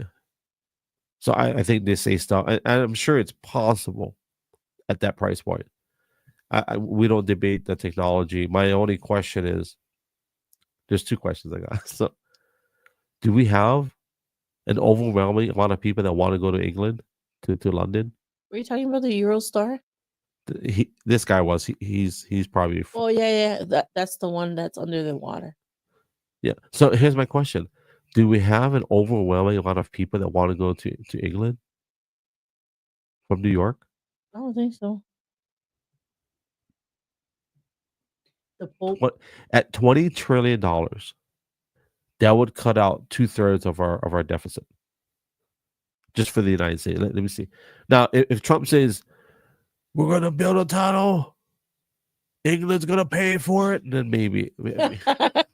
But New York is a very It's international. Is it an international place, like very popular? Kind of like how Hawaii, Honolulu would be like the most popular in the States, right? Okay, so I stand corrected. Our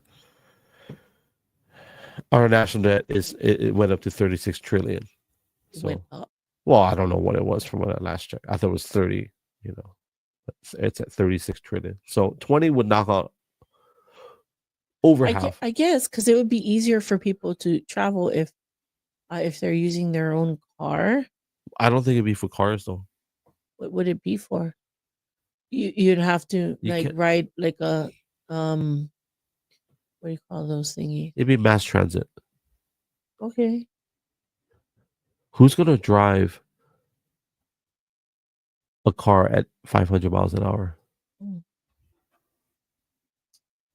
Because that's how fast you'd have to go. Wow. And to get there in an hour? Hey Google, what is the speed of sound? The speed of sound is 340.29 meters per second at sea level. Hey Google, how many miles per hour is the speed of sound? The speed of sound is 340.29 meters per second at sea level. Hey Google, how many miles per hour is the speed of sound? I think it's like 600. The speed of sound is 340.29 meters per second at sea level. Google. Yeah, magnetic trains are fast because there's just very little resistance. Let me Google this. What is the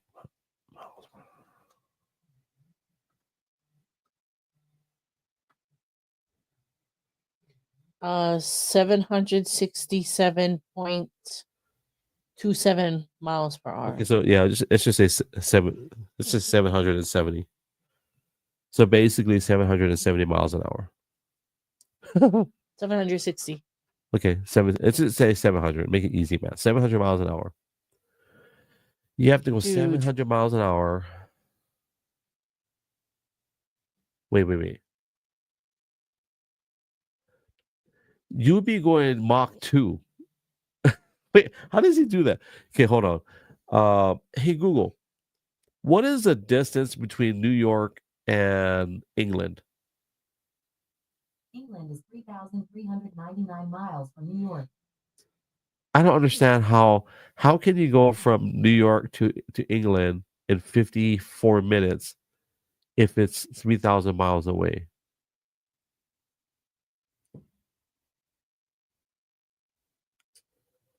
How fast would you have to go?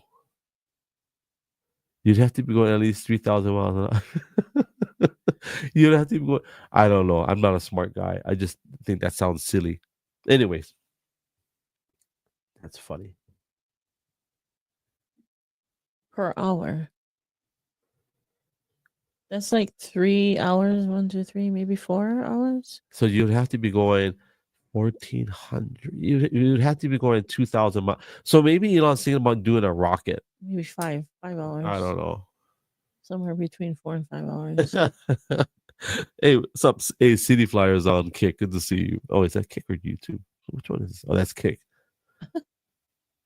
Good to see you on Kick. So, but what would be the cost? Would it be the same as an Well, airplane to ticket build or I don't know the cost. to ride? The fastest flight from transatlantic was the Concorde Right. commercial. So I don't know how much those tickets were. I want to say 20, 30,000. My dad rode on the Concorde. I don't know about that. You know how? Okay, let's do this. I don't think so, honey. Maybe if your dad rode on Concorde, then my dad rode on Concorde too. You know how expensive? How much was it to fly on the Concorde? 12,000 for a ticket. One time. That will be $20,000 in today's money. I can't remember the contest. I gotta go ask. You would only fly the Concorde if you're going from transatlantic. They didn't do any other flights. How long was a Concorde flight from New York to England? 2 hours. So basically about 3 hours, which is pretty quick. Yeah, so I agree. So I agree with Landmark. Like the money that they would spend on this tunnel, it wouldn't make sense. And I know this is highly uneducated to say this, but we're just going to complicate our immigration problem. Because I was thinking, well, okay, everybody's gonna need passports, but what are you gonna do at the end? Like, if they're coming here at 3,000 miles an hour, how are we going to stop them? How do we stop all those immigrants from coming to the United States at 3,000 miles an hour? Do the math, people. You might have to have a passport before you enter the gates with Thanksgiving.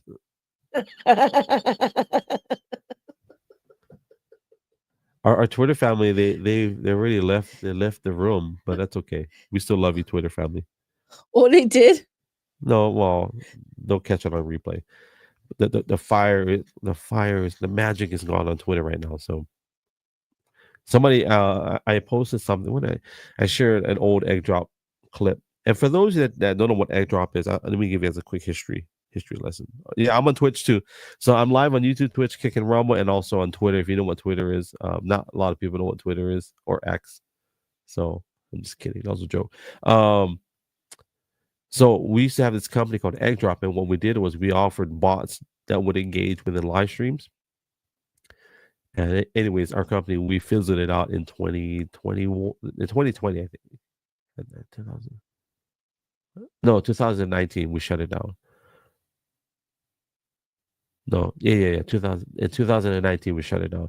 But anyways, I brought that up in one of my posts on Twitter, and one of the guys said that, he said it was amazing what we did, and he says you guys are working on this and that. I said, well, it'd be nice if we did have it, but we don't. And the conversation was, well, I'm excited to see that changes that X makes. And so what I posted was, when they had live streaming on Twitter, at the peak, people were watching 40 years of live video a day. Can you imagine that? Every day on Twitter, because we all know it's a separate app, but it was still within Twitter's ecosystem. People were watching 40 years of live video a day on Twitter. That's insane. Mm-hmm. That's crazy. Yeah. Well, let's land the plane on. We didn't drop a lot of scripture today, like yesterday, but it's because we didn't even talk about the roles, women and women. Yeah, we'll do that for another. I think everything we brought up today I think it kind of shows that one, people are capable of amazing things, and it's okay if. Uh, can we talk about Jubilee, and then we'll pull your scripture reference? So, have you guys ever heard of Jubilee on YouTube? I think it's YouTube. So Jubilee, I don't know what they are. I just know that they've been doing these discussions where people basically they'll pull like a liberal or conservative, they put them in the middle of the room, and all these 20 people have to debate that one person, and they just go one after the other, one after the other, and the guy who agrees to do this has no break. There's no break at all. It's pretty interesting. They raise flags. Yeah, they raise flags if they don't agree the direction of the conversation.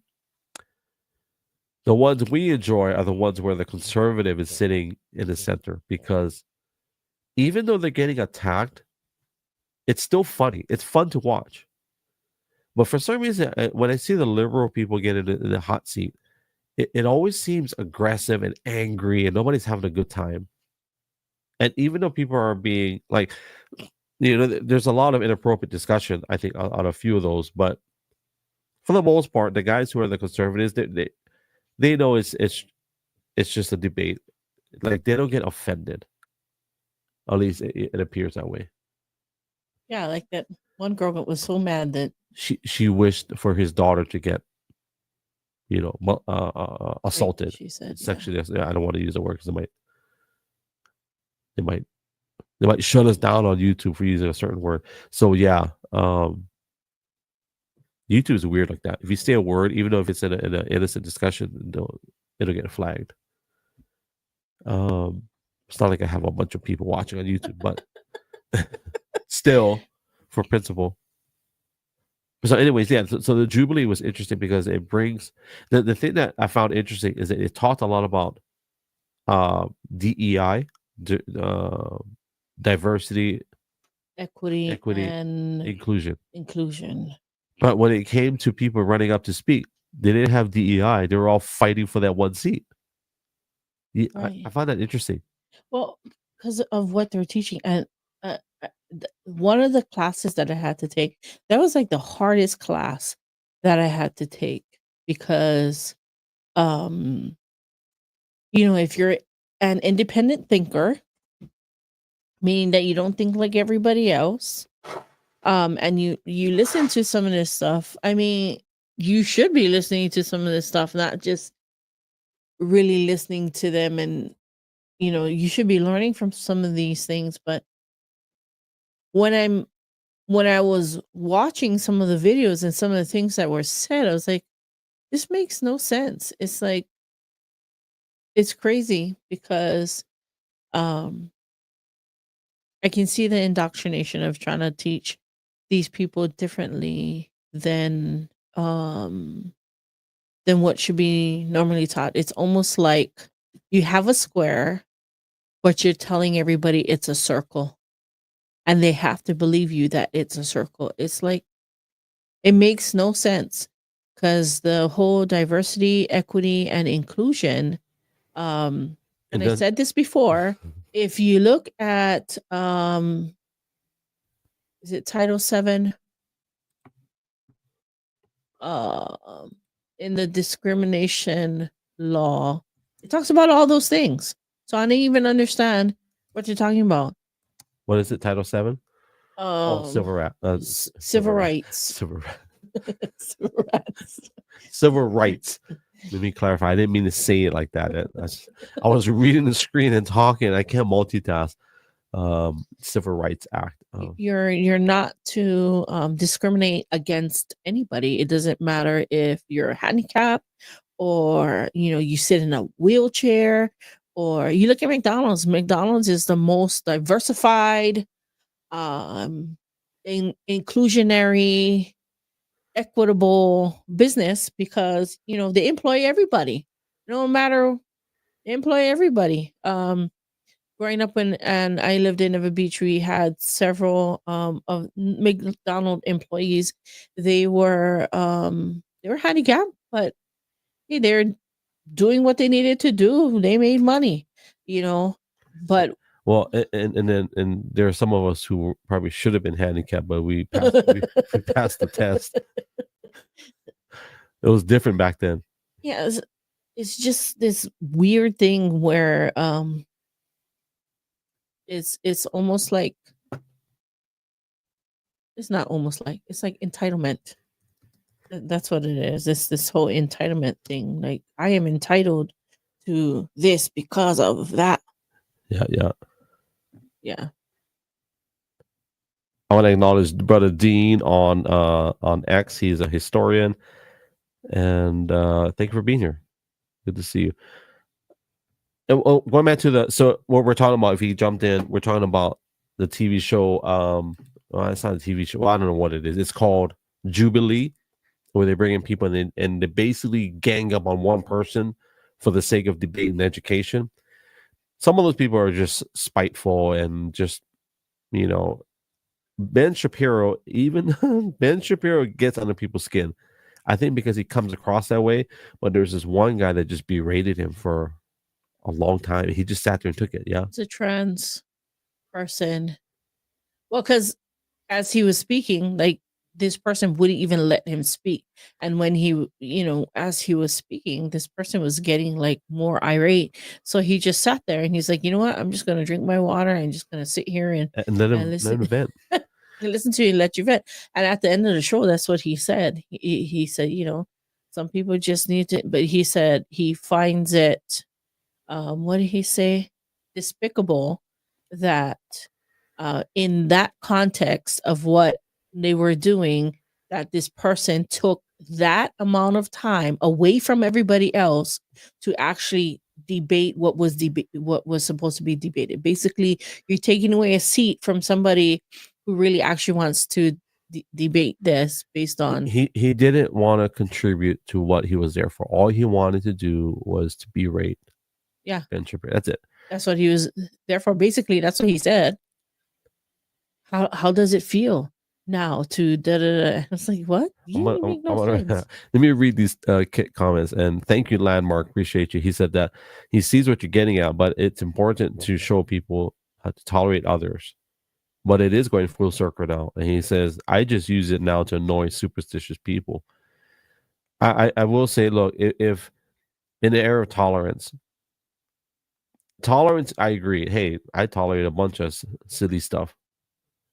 But the minute you tell me that I have to lie to somebody so they feel good about themselves, there's two problems with that. For me, I don't want to be a liar. Right. I'm not going to teach my kids, if you don't believe in this because of our personal, whatever it could be, personal religious beliefs or personal generational beliefs in our family, this is stuff that this is what we teach our kids. I don't want to teach them, hey, just lie so this guy feels good about himself. Yeah. I should be able to say whatever I want to somebody within the law in the area of, obviously you don't want to do terroristic threatening. If I want to call somebody a fat pig, which I never have and I never will, I should have the right to do so. And if they want to call me a racist, fascist, fat, that's fine too. And more power to. It doesn't affect me the way that you can say whatever you want. Now, the minute you impede my progress physically, or you make a verbal threat to take my life or to cause physical, that's different. Right. Right. Let me read a few more comments. You can respond while or actually, he says, for instance, I'm not sure this is, for instance, same-sex marriage, whereas I am against marriage. Okay, so he's against marriage. So it's a full circle of hypocrisy for me. And he also said, I just follow you, by the way, Landmark, by accident, but I don't regret that accident. Being personal, being the keyword, got you. Okay. So in the area of tolerance, we're talking about people being, I'm going to look for the video, but Candace Owens brought up. People are more intolerant now than they were before. I mean, you look at Hawaii and how diverse we are as a people, right? We're always okay making fun of every... no matter what race you. There was one we really didn't make fun of, and that was just because of culture, but we still make fun of them no matter what. And that's like black people. And we still, but not in a very mean way. But nobody gets a pass. Everybody it gets picked on. Doesn't matter, right? Yeah, I don't think there were very many black people that lived in Hawaii. True, there was a lot anyway. If you lived in Hawaii, you were Yeah. black. You were probably military. That or you're mixed, because I know Yeah, I oh, have that's some true. friends who are mixed. Yeah. But it's interesting. I mean, to see it now, because we have Mahu people. We've always had Mahu people. You know, You got to explain that. Honey. Not everybody's Hawaiian. yeah, how do you explain Mahu? Like just gay people. But it, it never bothered any. I mean, they never tried to push it on anybody else or shove it down your throat. They understood where the lines fell. Nowadays, with all this stuff that's coming out, it's like people are so much more intolerant. I mean, there was always respect among cultures. And even we actually talked about pateles too. And in Hawaii we just call it patele just because, I think it's just a lazy way of saying pastele. But and that was a Hawaii creation. It was a twist on a Puerto Rican dish. Right. So there's twists on different types of dishes that, we make in Hawaii. And I will say my great grandparents were from Puerto Rico. And, there's fruits and vegetables you couldn't get in Hawaii that was in Puerto Rico. So you improvise, to make your pastele. But, I mean, talk about toleration. You tolerate, and you got to learn, to grow even together. I feel like now we live in this society where people are less tolerant. They're less tolerant about even political views. Well, they don't know how to lose, right? Yeah. Like it's one thing to not get your way. Mm.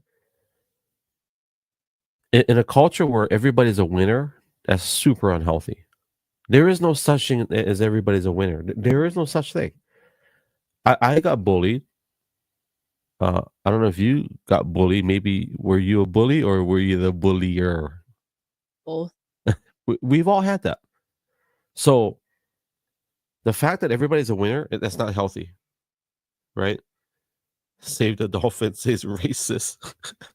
On Kick. That's funny. I don't even know what to respond to, but thank you. Thank you for the engagement on Kick. I appreciate you. Save the Dolphin says that he's racist to dolphins anyways. Let me share with you guys, for those of you that don't know, how racism in Hawaii is different than any other place. It's not that Hawaii doesn't have racism. I think we do, but it's nowhere the level of other places. And the funny thing is Hawaii's, so when I say racism, I want you guys to think, what colors do you think? You think black and white. Hawaii's racism is not black and white. Hawaii's racism, and this is a joke, we're racist against everybody that's not Hawaii, basically. And I don't mean it. Okay, that's probably not the best way. So, anyways, if I don't like you, like if you and I get into a fight, we got to figure it out, right? Yeah. Because there's no, where are you going to go? For people that don't understand this concept, if my wife and I are racist against each other, or we just don't like each other, there is nowhere to go. You're on an island in the middle of the Pacific Ocean. There is no other states around us. You have to figure out a way to make this work. And if you can, guess what? You're going to get on a plane and you're gone. You're gone forever. You can't. So, yes, we do have racism, but we figured out a way to overcome these things, right? Yes, because our roots, we have already been rooted, right, with toleration of other ethnicities because of the way we were ruled in our kingdom. Yeah, the way our kingdom was set up that way. And then when plantation came in, right, when it was sugarcane and pineapple plantations came in, in plantations, you just put a group of people in the plantations. They didn't even understand English, nor did they understand anybody else. You got Japanese trying to talk to Portuguese and Portuguese trying to talk to Chinese, and Chinese trying to talk to the Spanish. And so if you guys don't know this is how they learned how to speak English. Outside of working in the field, which you probably didn't talk to each other out in the field. One of the most famous stories of how Japanese, Korean, Portuguese, Thai, whatever, not a lot of Thais back then, but mostly Chinese, Japanese, Portuguese, Filipinos, and then Hawaiians, right? Well, you got Puerto Ricans. And Puerto Ricans. So those are the main ones. They learned how to speak English together at the dinner table. Not a literal table, because they didn't actually eat together at the same table. But I wish I could share these photos, but they had this community kitchen where they would cook in this huge wok, if you will, that was over a fireplace, basically. So it's a big furnace, this big metal pot, and they'd cook the food together, and they would divide it, they would separate it. And it was in these moments that these people learned. These people, what do you mean these people would learn how to speak English, and they came up to what we call pidgin English. That's what they call it, broken English. Yeah, that's one of the stories. Some people may, fact check that, but that is true in most circles in terms of how they came to speak English. Now, there's obviously different layers and facets to how they learn, but that's one of the main ones, was around the dinner table. And they had to learn how to live together. Yeah, they had to learn how to tolerate each other. Yeah, so it's different for us on a on that level. Okay, I'm gonna read these comments. I like this. Let me read these comments. We love comments. Yeah, I love comments. I'm gonna read what Landmark said on Kick, but he said, "Save the Dolphin says you guys look like regular Asians though." Here's a question I got for: which Asian are you talking about? Because there's 30 different Asian countries. Actually, 31. So, which Asians are you talking about? Yeah, because we didn't grow up saying Asian. And first of all, so honey, tell them what your bloodline is. My bloodline is, I'm half Puerto Rican from my dad, and I am Samoan. I am Tongan. I'm Maori. I am Hawaiian, and Tongan, Samoan, Maori. That's it, basically. That's it. Okay, so that's my wife. That's all of my Polynesian makeup. The Asian that he's probably referring to is this Asian. So I am Hawaiian, Chinese, and Filipino. So before we start putting people in boxes, let me ask you a question. What color am I?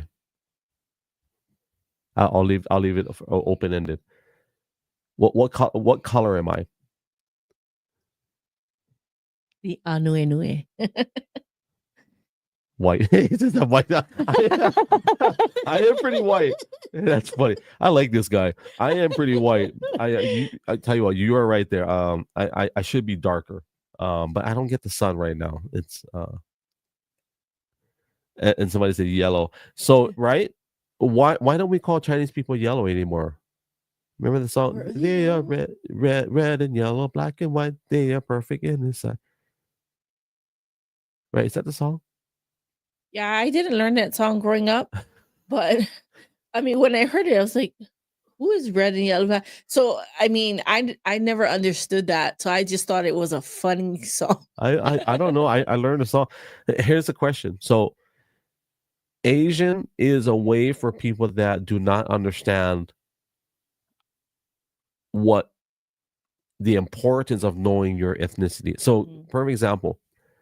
You will never find me or my family say, "Oh yeah, I'm Asian." Like, "Oh, I'm Asian." No, it's like I'm Hawaiian, Chinese, Filipino. Mm-hmm. My friends who are Japanese, they say, "Oh yeah, I'm Japanese Hawaiian," or I'm Japanese Korean. Nobody says Asian because we know what it is. Most people outside of Hawaii, we're talking about the United States, probably don't identify that way. Which kind of pains me a little bit when I hear people that are quote unquote white, and I ask them, like what are you? Oh, I'm white. No, but that's your that's your color. That's not even the actual skin color. Right. It's like where you come from. Where do you come from? Like who's your family? Like are you Italian, German, English, from England? Are you, like what white are you? It's important to know who you are, where where you come from, know your culture. Yeah. Every culture has good and bad. I'm just gonna say that every culture has good and bad. Yeah. Um, And it's not about the separation. It's about like knowing who you are. Yeah. It's very important. I mean, so let's take Thanksgiving for instance.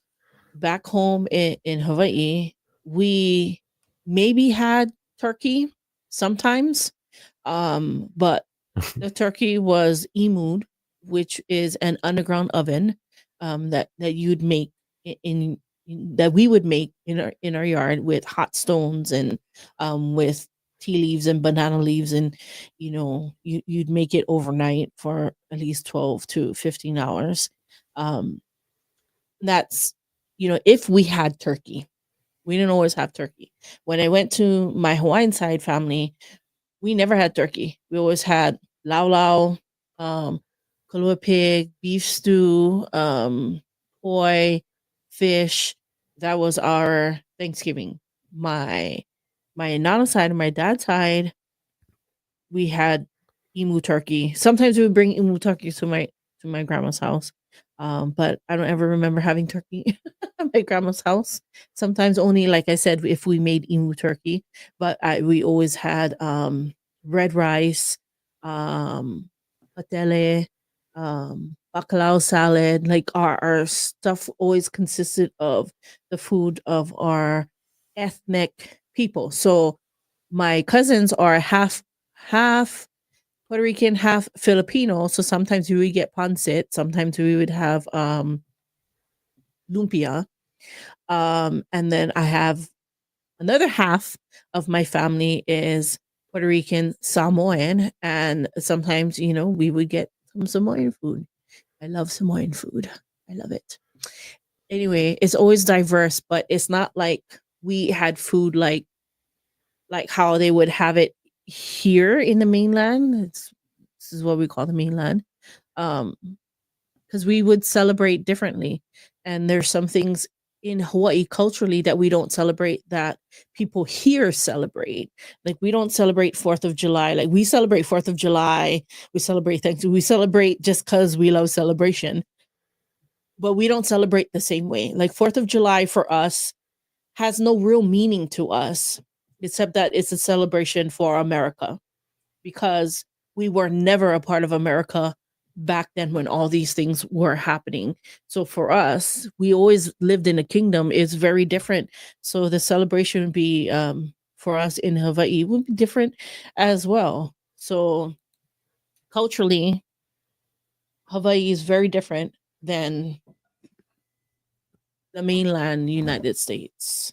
So for people that don't know how Thanksgiving in Hawaii is, it's obviously multicultural because we don't have like I don't know how to explain it. Like we don't have there's not a strong historical connection to Thanksgiving. Like that doesn't mean much to us. Other than the commercialization of it, like growing up, it was commercial, so we would celebrate. Right. Like if we got a turkey, it's because we got it for free from the grocery store, right? Now, there's not in defense of people that celebrate. There's a lot of people that do celebrate Thanksgiving in Hawaii. I mean, we celebrate Thanksgiving as more of a celebration and not necessarily as it's not a historical fact for us, if I could say it that way, because neither is 4th of July. It's not a historical fact for us as Hawaiians or as people of Hawaii. It's more of for the people here in the mainland. So for people that don't know the context, if you celebrate the 4th of July, which is America's independence, and if you are not part of the original 13 colonies or the original states prior to certain states, so let me give an example. Hawaii was a kingdom of its own. It was its own nation. It was a nation that was overthrown, number one, with United States help. And it was also annexed by the United States so they could legally, according to the United States law, take control of the land. So by them annexing Hawaii, it gave them the legality to set up military presence here, and then eventually make it into a part of the Union, which is the 50th. So in case people did not know, there are 50 stars in the American flag. Hawaii on that flag represents star number 50. The 49th star is Alaska, for people that didn't know that. So, but anyways, going back to so we don't celebrate 4th of July because in theory, if you celebrate the independence of the United States, then you also are celebrating the overthrow of your own kingdom. Mhm. So even in Thanksgiving, when you celebrate, whatever the whatever the origin of the Thanksgiving is, it's 2024, so the stories have changed, right? So whatever your belief on that is, Hawaii is not a part of that. Historically speaking, like that's not our like. We don't say, yeah, I'm so glad that these white people landed on the Americas. We're so no, like as a nation of Hawaiians, no, we're not proud of that because it has nothing. Right. Even the fallacy of Captain James Cook finding the Hawaiian Islands. Hawaii was never lost. It was always found. Check out I gotta read this comment. This is a funny one. So Save the Dolphin says, without USA, you would be running around with spears and no clothes still. That's a good one. Not saying that it's a bad thing though. Let me give him a history lesson. Save the Dolphins, and I know you're just being frivolous here, but did you know that Hawaii, our government, had electricity before the White House? You can fact check me on that.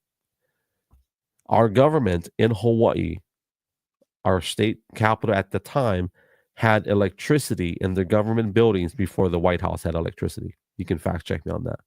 Even the conquering of the islands wasn't by just spears. Well, that's now you into the. So, I mean, I'm just saying that, the way Kamehameha had conquered the islands wasn't through spears. so even though we didn't have clothes, we had electricity. Just want to throw that out there. We may have been naked, but we had electricity before the White House. Booyah. Mic drop. But now that's a whole nother topic, what Save the Dolphin said. Yeah, I like wearing clothes, but I will say that that's a great way to approach it. Like, I know what he's kind of underlying is that if not United States, then who? That's always been a question. Yeah. I'm grateful at my age. I am thankful that we are part of the United States. My point is the way that it was acquired was very dirty. Yep. Because there's still controversy there because and there's generational hurt with that people don't know what that really. I had a Korean friend from New York City, and she actually came to visit in 2016, and she was a social media superstar or whatever you want to call her. She's Korean from New York City, and she said, Greg, I travel the world, and everybody has a dislike for American people in some capacity. She said, but in Hawaii, she said Hawaii is the only place that she found where the people of that area have found a word that literally hurts a white person's feelings.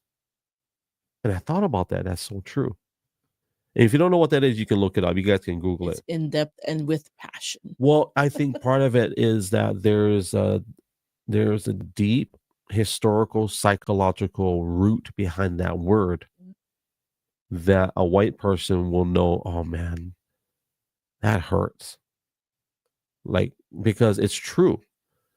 And there's no, it wasn't just a select group of people. It was a nation that came and did that. Mm-hmm. With slavery, I get that, but even the people that have historically been affected by slavery, there's no word that they can call a white person that affects them the way what a Hawaiian does. Well, that's fighting words as well, right? It usually comes with Yes.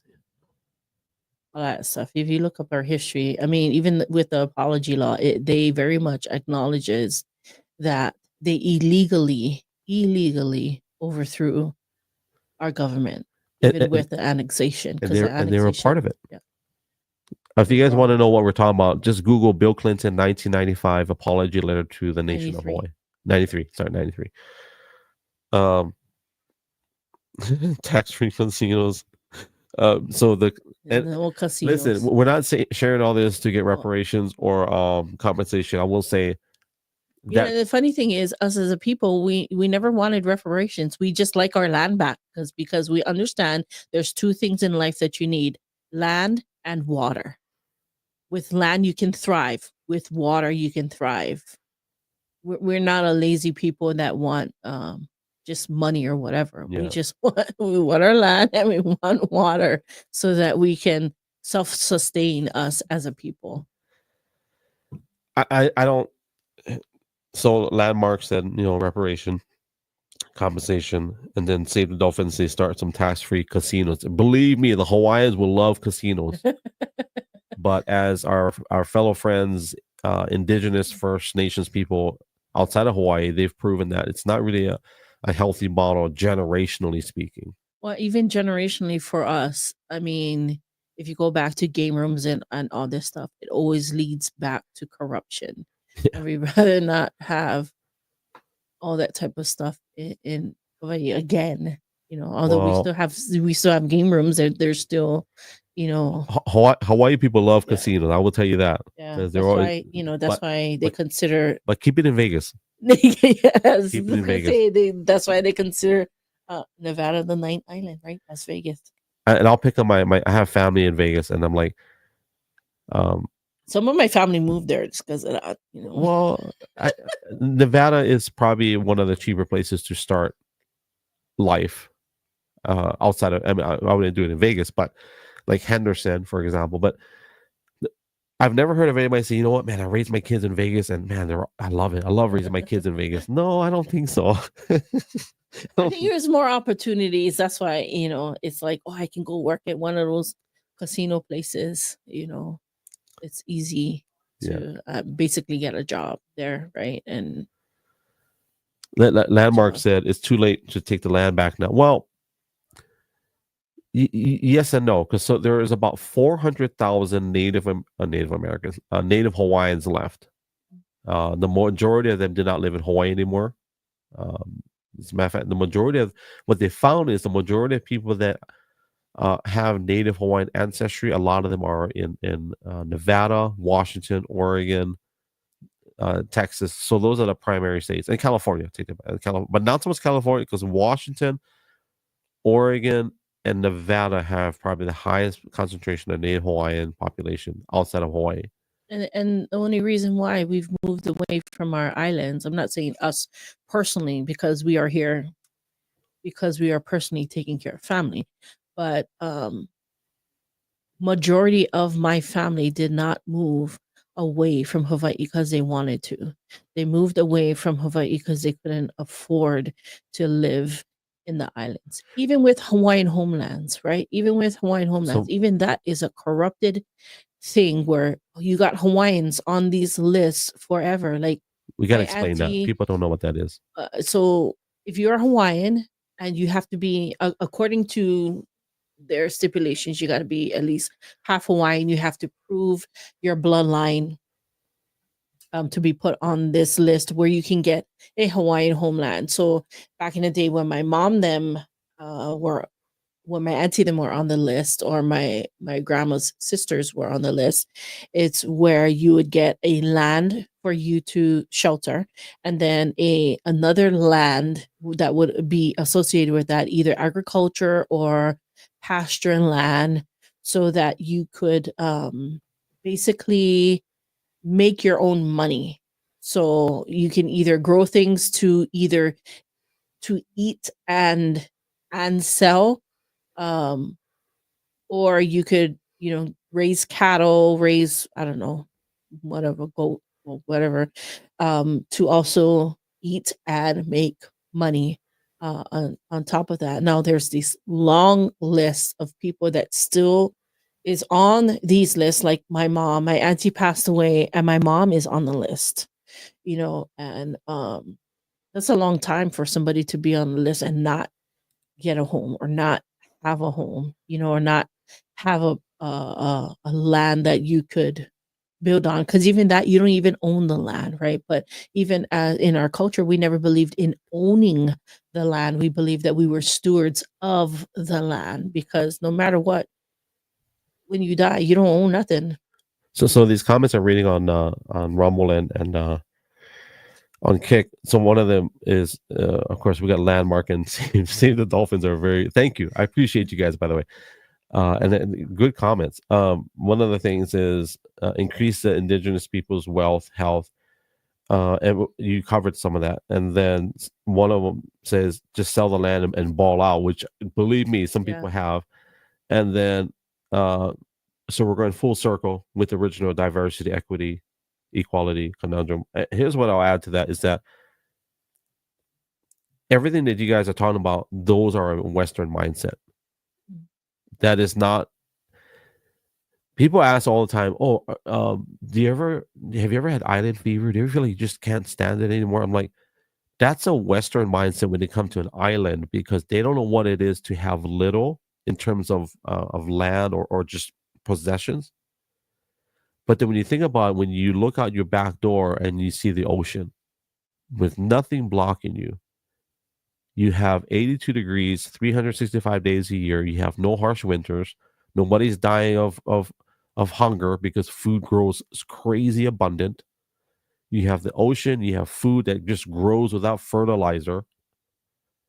You have everything you need. Native Hawaiians historically did not feel like, I got to get out of here. I got to get out here and go get wealthy and go accumulate millions of acres, because they've got everything you need right there. So the mindset is not like that. They don't go, what, I got to get off this island. Our mindset is always generational, right? So you raise your children and you teach your children how to basically do the same thing, right? But you help with your grandchildren and you spend time together as a family. And in Hawaii, everybody takes care of everybody, right? Yep. If this is our culture, this has always been our culture. Now, with schooling, that's different, right? But without all the westernized ways, this is our culture, the way that we were raised in that way. Like I grew up with all of my cousins, all of my first cousins, we all grew up together, Sometimes our parents would go out somewhere and there'd be like 15 of us kids in a house, right? And I'm the youngest in my family. So the oldest would be the ones who would be, taking care of us. And they were like 18, 19, whatever. And we would all be in a house. But also culturally, when we celebrate, we would all celebrate together. Now, when it came to eating, it was the same way. So if we had this big celebration, first people to make food was for the kupuna. So the kupuna would sit down and you make the food for the kupuna, and then the kids would come after. You'd make your kids food, You have to or explain they would kupuna. come. Kupuna means grandparents, so the elders, right? And there was always honor and respect for our grandparents. Don't you ever disrespect your grandparent, because you can get lickings. If you don't know what lickings means, it means spanking, right? And so there is always a deep reverence and respect for both. And then our grandparents would help our parents, whenever they would have problems. I don't know, say they need to go to work. Like my parents worked all the time. Both of my grandparents, I spent a lot of time with, which is my mom's mom, my mom's mom, and then my nana, my dad's mom, in which I learned how to cook from both of them. But they would teach us, different things, and they teach you how to be honorable. Be honorable to your parents. Listen to your parents. You listen to your parents, your grandparents. We live in a different generation. I mean, my grandparents gave me cracks. I got lickings from my grandparents when I never listened. It wasn't like they went back and told my parents, but they did go back and tell my parents what I did, and then I got lickings on top of that. So So that makes you think like, okay, so if I do this at my grandma's house, then she's gonna spank me, and then I'm gonna go home and I'm gonna get spanking again. So I might as well not do the same thing again, right? So But it's to teach you honor and respect. that's that village mindset. And it's Mhm. not that we lived in a village, but we wore clothes and we didn't live in an actual village, but that's the village mindset where it's like what I said, nobody's in a rush to leave Hawaii. The only reason why people leave Hawaii is because they have to compete with that Western mindset. At least they feel, right? And so what my wife is talking about, for people that don't know, like, we always took care of each other. There's no question. If mom and dad get sick, guess what? They're gonna live with you. You're gonna live in the same house. If grandma and grandpa are in the last 5 years, guess where they live? They live in your house. Even if my family struggles, or there are times where my uncles or my aunties they struggled, they came to live with us. They lived with us for a season. My cousins came to live with us for a season And to it's help not them even a out. question. Yeah, it's not a question. There's no fighting among each other. You know that you just you help each other out, and then you move on. Or like even like my sister, we took care of her kids. Even my cousin, like he went out and so we ended up adopting his daughter, and that's it. For me, it was always a no-brainer because this is how we were raised, right? We would take care of each other. And I had somebody ask me about orphanages because they're not from Hawaii, right? They're from the mainland. They asked, one lady was from the Philippines, and they asked something about orphanages. I said, we never ever had orphanages That, in that, Hawaii. that was somebody from the Philippines asking, Well, Philippines and from the United States was asking. because they banned orphanages. I didn't know that. They banned orphanages after, like, in our lifetime. So it was illegal to have orphanages. But in Hawaii, we always took care of our Yeah, own, well, no matter what. Because even when I had problems with my family, I went to live with a Hanai family, which is technically an adopted family, but not legally adopted. And they took me in, and they just took care of me. Mind you, they had 12 kids. Okay. I was number 13. But they took me in, and they took care of me as well. It's a I want to say herd mentality, because that's not it. It's just a culture of or a way of life that we've encompassed. So it's hard being away from that. It's hard being away from home. It's hard being away from family.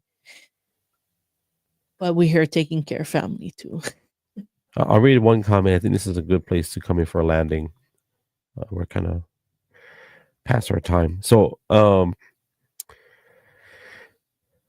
Landmark says, I know culture changes over time and it intertwines with other cultures. The spice of life. I don't know how you say it. Is it Ital? Ital? Um, I'm going to read it one more time. He says, I know culture changes over time and intertwines with other cultures. The spice of life. I will say that being Hawaiian, we're proud of our culture. And it's cool to see popular culture not just look at Hawaii as always one of those, hula places, like vacation spot, but you look at culture. Let me name some very prominent people that have uh, either native Hawaiian ancestry, ethnicity, or they're from Hawaii and very strong. Jason Scott Lee, the actor, he portrayed Bruce Lee. Mm. He technically is not from Hawaii, but he lived a good part of his life in Hawaii. Obviously Jason Momoa, Bette Midler, she graduated from at a high school in Hawaii from Radford. Um, the AOL CEO, I forget his name, the guy who founded AOL, he graduated Punahou High School. Of course, Obama, he graduated Punahou. The origin of his DOB is to be discussed. Kelly Hu, the actress, Maggie Q. She was a villain in Bruce Willis's movie, The Die Hard 4. Even John Travolta's wife, she was from. Oh yeah, yeah. What is her She name? passed away. She What was her didn't name? pass away. The kid Yeah. passed away. She passed away too. She did? Yeah. Wow. John Travolta's wife. What is her name? Kelly Preston. Kelly Preston. She Yeah. died in 2020? Yeah. I don't know if she had COVID or she had cancer. She had something. Wow. And then a son passed. So Kelly Preston. She's from Hawaii, yeah? Mm-hmm. She's from Hawaii. Mm-hmm. Who else? Some Dwayne the Rock Johnson is not from Hawaii, but he always acts like that's his where But he grew up he grew up in Hawaii. A good part, his rough part of his life is what he says. There's actually quite a bit of people that represent our culture, just to some degree. Howie is who's Kawhi's not even. Nobody knows who he is. He's just a Mm. Hawaii guy. Keanu Reeves. he didn't grow up in Hawaii, but He didn't grow up, Keanu is but Hawaiian. he is Hawaiian. His dad was Hawaiian, but he never had a relationship with his dad because it was like an affair type of deal. What was it? Kind of estranged. How about that? Where the mom and dad weren't even together. That's why he never met his dad. Right. So there's a lot of connection. Keanu don't look Hawaiian. That's because he's not 100% Hawaiian. He does look Hawaiian. Well, he does look Hawaiian if you know what to look for. I'll leave it at that. If you don't know what to look for, yeah, I agree with what Save the Dolphins is. Here's what I asked Save the Dolphins. I'm going to pick on him now. Explain to me in the comments, Save the Dolphins, what does a Hawaiian look like? This is a good one. We'll see if he gets any of them. Yeah, what does a Hawaiian look like? I'll put it back on you. Yeah. He's probably not going to give me a serious answer, but That's fine. Anybody else before we land the plane? Because this is all about the intertwining. Yeah, well, cultures do change over time, but the righteousness of a culture should remain. The latest winner from American Idol. He's not Hawaiian, but he's from Hawaii, and he's Tongan. Iam Tongi, the guy who won American Idol. He's not Hawaiian, so that's not what Hawaiians look like, but he's Tongan. But he acts like what a Hawaiian would act like in 2024. Like that, just that Islander mentality. Mm-hmm. There's a lot. Of course, a lot of people may not know him, but Willie, the guy from Hawaii 5, he passed away. The bald head guy. There's a lot of people that are from Hawaii or represent Hawaii, and it represents that intertwining, which is what Landmark was talking about. Intertwining of cultures and how a good example is in Japan. Outside of Hawaii, I would say Japan loves Hawaii, loves Hawaiian culture, even to the point where they have their own halaus. Mm-hmm. So for people that don't know what a halal, it's basically it's like I won't say just a studio, but halal is like for lack of a better way to describe it, it's like a dance club team. If you was to equate it to a Western, it's a bunch of people that have a dance club, but in this case, it's hula, right? It's not a dance. I don't want to say it's a dance club, but that's the only way I can. Hula has always been culture, and hula is was very pivotal in saving our language. Yeah, that's why I think it's important. What we talked about earlier, like for anybody that's watching on the replay, this is a homework exercise I got for you. Do you know what your ethnicity is? Do you know where you come from? And I don't want to hear I'm white, because that's just a color. That's just a color in a box that you got to check off if they ask you that question. Like, do you know where you come from? Do you know your ethnicity? Do you know if, hey, my mom was German, my dad was Russian? That's a weird combination, by the way. But, well, maybe it's not a weird combination. Do you know what that is? Because to me, that's important. Mm-hmm. What happened in your history? What happened in your history? That's important. Yeah. It's important for you to know.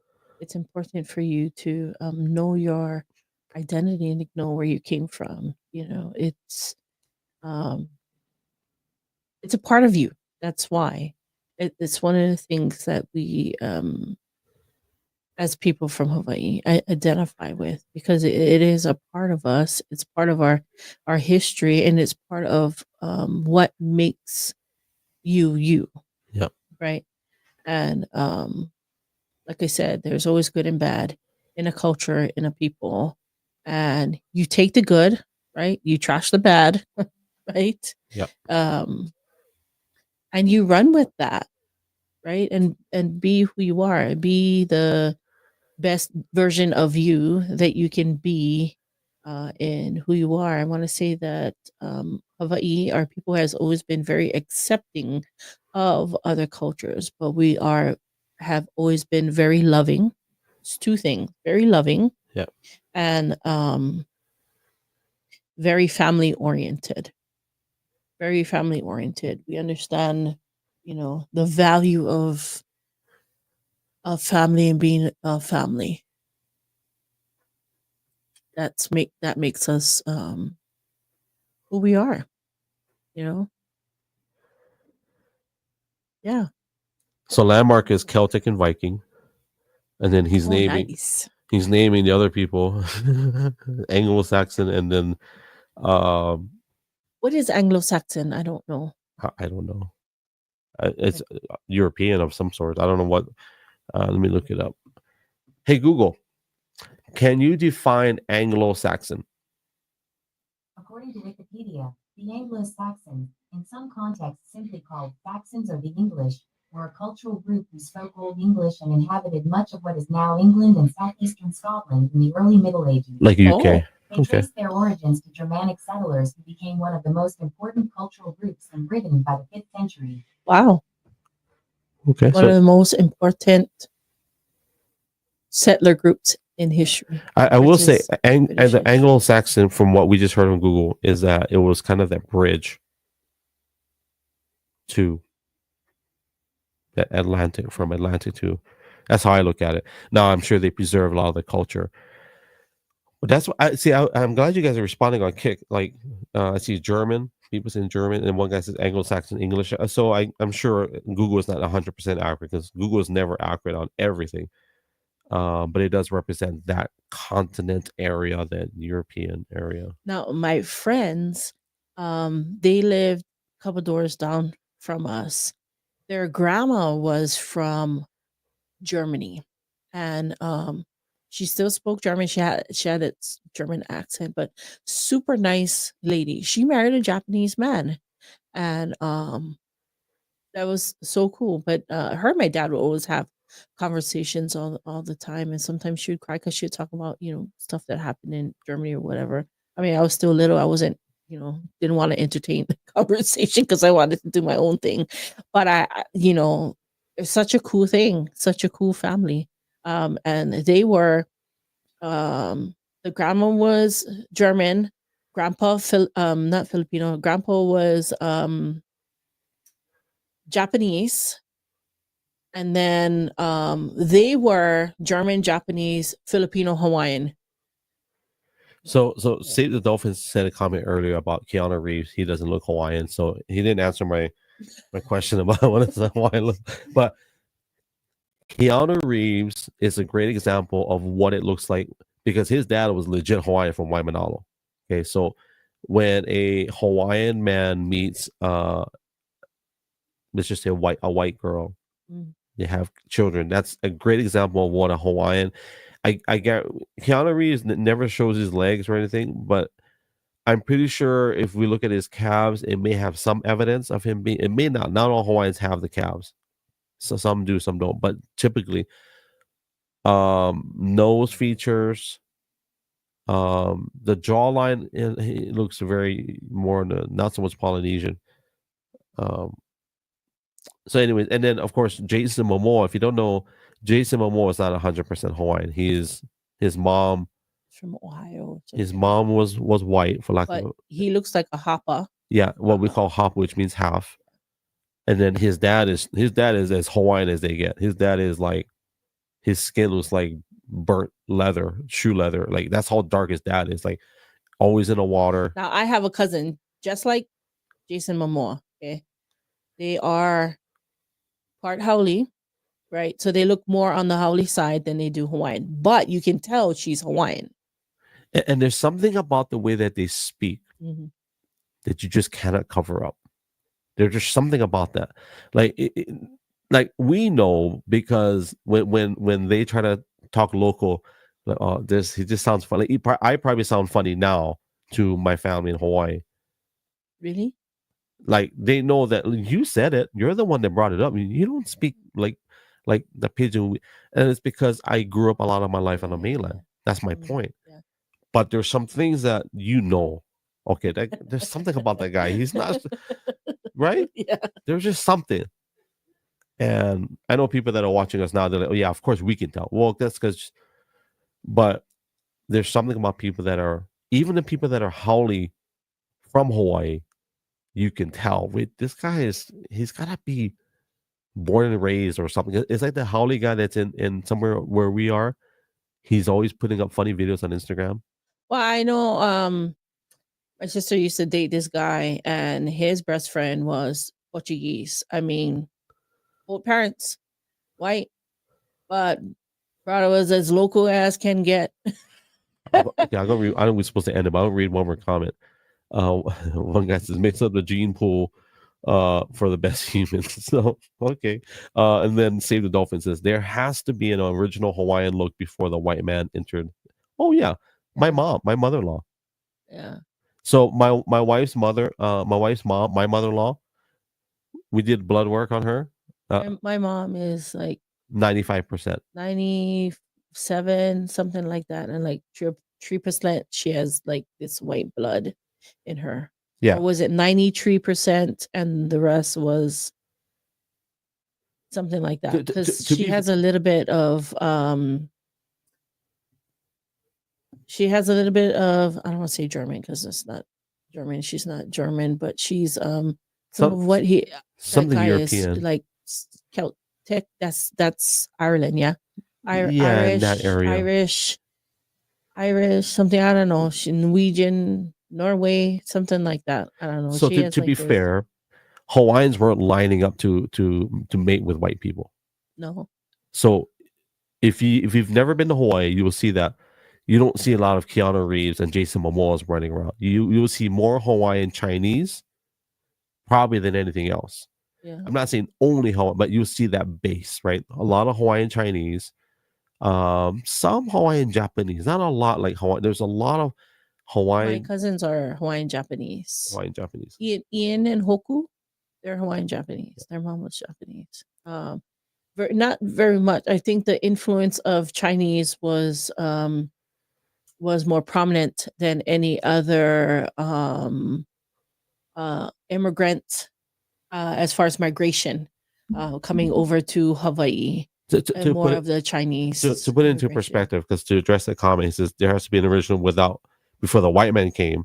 There's very few. Yeah, so just to paint a picture for people that don't understand, that would be like seeing a lot of black people and white people mix. Yeah, so in Hawaii, there's not that it's not going to happen because of the context of how when white men entered the picture. So if you guys don't understand, like Hawaiians go, "Oh yeah, there's a handsome Hawaiian guy." No, it's like you're the white guy. You represent the people that overtook us. So you're not going to see a lot of that in what he said. So, now my great grandmother, she was straight up 100% Chinese. She fell in love with a Hawaiian guy. Yeah. I posted a picture on my Twitter the other day. Perfect. So he was Hawaiian Chinese. Yeah. So she fell in love with him, and then they created this long. And then my dad's side is Filipino, so yeah. Greenlanders are pretty. Inuit. Okay, I think that's a good landing spot. I was just reading that. Hey, thank you for engaging people. Oh, somebody's Inuit. I don't know what does that mean.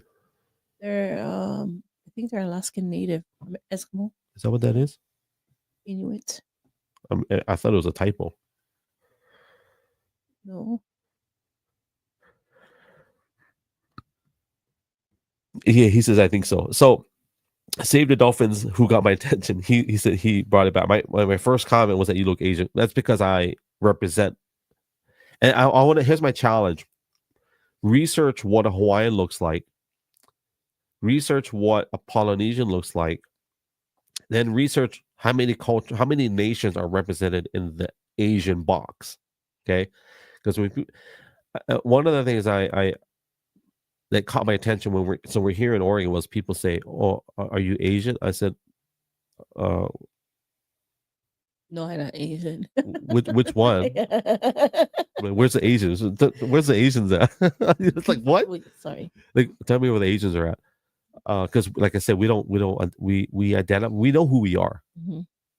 That's why I find it weird when I see quote unquote Asians here say, "Oh, yeah, I'm Asian." Like, well, which one are you? Like, I always get, oh, you Hawaiian, oh, you Samoan. it's like a white person says, "Oh yeah, I like white food." Like, which one? Like, hot dogs, steak. I don't know. I don't. What is white food? I don't know what that is. Well, anyways, we're going into a deep. Theological discussion. Okay, we're gonna land on so Landmark says he's Polynesian, so that's a good. I agree. That's a good landing pad. That's a good. Polynesian, even Polynesians, he came up through the channels of canoes. Here's a thought of the day. I'll tell the homework that I gave you guys is that Oceania, which includes Polynesia, we represent the largest mass of people, the largest, we'll say, water continent of people in the world. Our cultures, the total size of our reach as a people is larger than any continent in the world. If you don't understand that, research or Google it, you'll see. Yeah. We're connected. Yeah. Through what? There's more comments. I'm not going to read it. I'm not going to read that long because it'll make us go another half hour. And I don't want to go there, but I appreciate your. I like no now. So okay. Well, I'm not going to address it, but Save the Dolphin says Indians look funny though. So what are they mixed of? I really don't know. Okay, I guess they're just we're going there. Wait, now. Indians like from India? Yeah, we'll say India because they are considered in that Asian box. But they're very dark. Papua New Guinea, maybe? They seem like they kind of similarize. If you're talking about native Indians to the land. So I do know I bought this book and it connects all natives like Taino, right? Yeah. Because Puerto Ricans are part Taino Indian. Then you got Central American, and then you got all these different ones across the. I'm gonna read this comment before we get to. So I can't say his name because I don't use that language, but he has a name with the letter C in 1974. He says, "I give up on these insecure dog poop ideas of race-based identity. Be happy, peeps."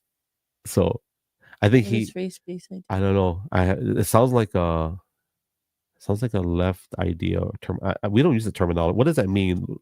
Race-based identity. Oh. What is that? Can somebody explain what race-based identity? What does that mean? What is race? I don't know. I have no idea. He might have left, so he might not be able to address it. But he gives up on these insecure dog poop ideas of race-based identity. I don't understand what that means. But anyways, I think it's interesting that he would say that. Yeah. Well, we're just proud of where we come from. Well, that's ethnicity. This is we are ethnic people, right? He's late for gender class. That's what. I don't know where you got race-based. Oh, okay. Now he's getting derogatory. So he says, "Yeah, cleaving to JAPS, chaps, and then crackers, fail." I don't know what that means either. Cleaving. What is it? Cleaving is like a knife. Or clinging. Or clinging. Like maybe. I don't know. Clinging. Yeah. So, I don't know what that means. Here's what I'll say to address that in a positive way. To C word 1974. I will say I'm proud. I'm blessed that God gave me my mom who is Hawaiian Chinese, because there's so much culture in that. Hawaiian culture and Chinese culture. What a great story to tell. Like my mom is Hawaiian and Chinese. I'm so proud of that. Like amazing cultures and food. And my dad was Filipino. If you haven't met my dad's an amazing guy. And all the food, oh my gosh. And the So culture of our amazing. Filipino. And I would encourage you, since we get a lot of traction on Kick, know your history and learn about who you are, where you come from. And not just talking about a nation, because even in the nation of the United States, for example, in the nation that we are, what created that, right? Great people Yeah. makes up a nation. That's why I said Hawaii is so diverse. Our kingdom was, was open to accepting different people from different places, and sharing culture. That's how Pigeon came about, really. Yeah. It was sharing culture. And I said about pateles too, which is a Hawaii dish, not necessarily, it wasn't a Puerto Rican dish. It was a twist on Puerto Rican food added with Hawaii flavor. So it's just so cool to be able to live among each other, diversely. Yeah. And, in harmony. Yeah. And in peace. That's how it should be, right? Learning from one another, not taking from one another, but learning from one another. Mark says, "There's no chance of that here, mate. Long live the ignorant." Fortunately for the ignorant, it doesn't mean that they're stupid. It just means that they're uninformed, right? The definition of ignorant, it just means uninformed. So thankfully, it doesn't have any bearing on their intelligence or their IQ. It just means that they're uninformed. Ouch. So, all right, let's land the plane. 4 comes in. Okay, we're going to close it with a scripture. My wife, and so whether you read the Bible or not, it's going to come out of the book of wisdom. So there you go. So my wife is about to inform some people. So Proverbs 4, verse 7. What the heck? Proverbs 4, verse 7 says, "Wisdom is supreme. Therefore, get wisdom. Though it costs all you have, get understanding." Esteem her, and she will exalt you. Embrace her, and she will honor you. it's a good landing spot. Mm-hmm. To our Kick family, we appreciate you. It's probably the first time I've ever addressed you guys live. So I thank you. I thank you for spending the time.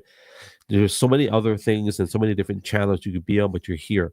To my ex family, I know you guys went to bed already. I don't know where you guys went, but it's okay. We love you too. You can watch on the replay. To my Twitch, Rumble, and YouTube family, we appreciate you too. We love doing these. We love having conversation. If you're not a part of my gLO Sessions podcast family on Spotify and Apple Podcasts, we have our gLO Sessions podcast, which is where I have intimate conversations with people. If you just click on my bio, all the information is there. So that is it. And if you guys don't if you don't mind, do me a favor. If you're not already following or subscribed, I would love that. I would appreciate it. And I'm going to play a few ads as we close out. We just appreciate you guys hanging out. And I'll have my wife do some closing before I get my videos ready. So go ahead and do your goodbyes. Say goodbye. Now it's time to say goodbye. We're not on Disney Channel, and it's not Mickey Mouse Club. That's your goodbyes? Aloha, everybody. Well, thank you guys for being here. Thank you for your time, your heart, super heart, your data, all that good stuff. But most importantly, thank you guys for your time above everything else. We just appreciate you guys hanging out with us. We really do. It means a lot. All the metrics, all the things that we ask for, thank you for that as well. If you are looking for Christmas gifts this season, I'll play one of my sponsor ads as we close out. And I just hope you guys have a blessed Tuesday or Wednesday, wherever you're at in the planet. As I always say, we love you guys. God bless you guys. Ahui hope. Aloha and mahalo. Yes, sir. Chee-hoo. Want to announce our new merch? Today's episode is brought to you by Archon Mounts. For those of you that are content creators and you want the best mounting solutions for your cell phones, your DSLR cameras, well, go to archon.com. Be sure to use my promo code Hawaii and you'll get 20% off your entire order. Also, all of their products come with a lifetime guarantee. So head on over to archon.com, keeping your devices within reach. To whoever may need this nugget of encouragement, things will be alright, so quit your worry. I get it, the odds can stack back against the wall, but if you consider it such, know you'll stand firm.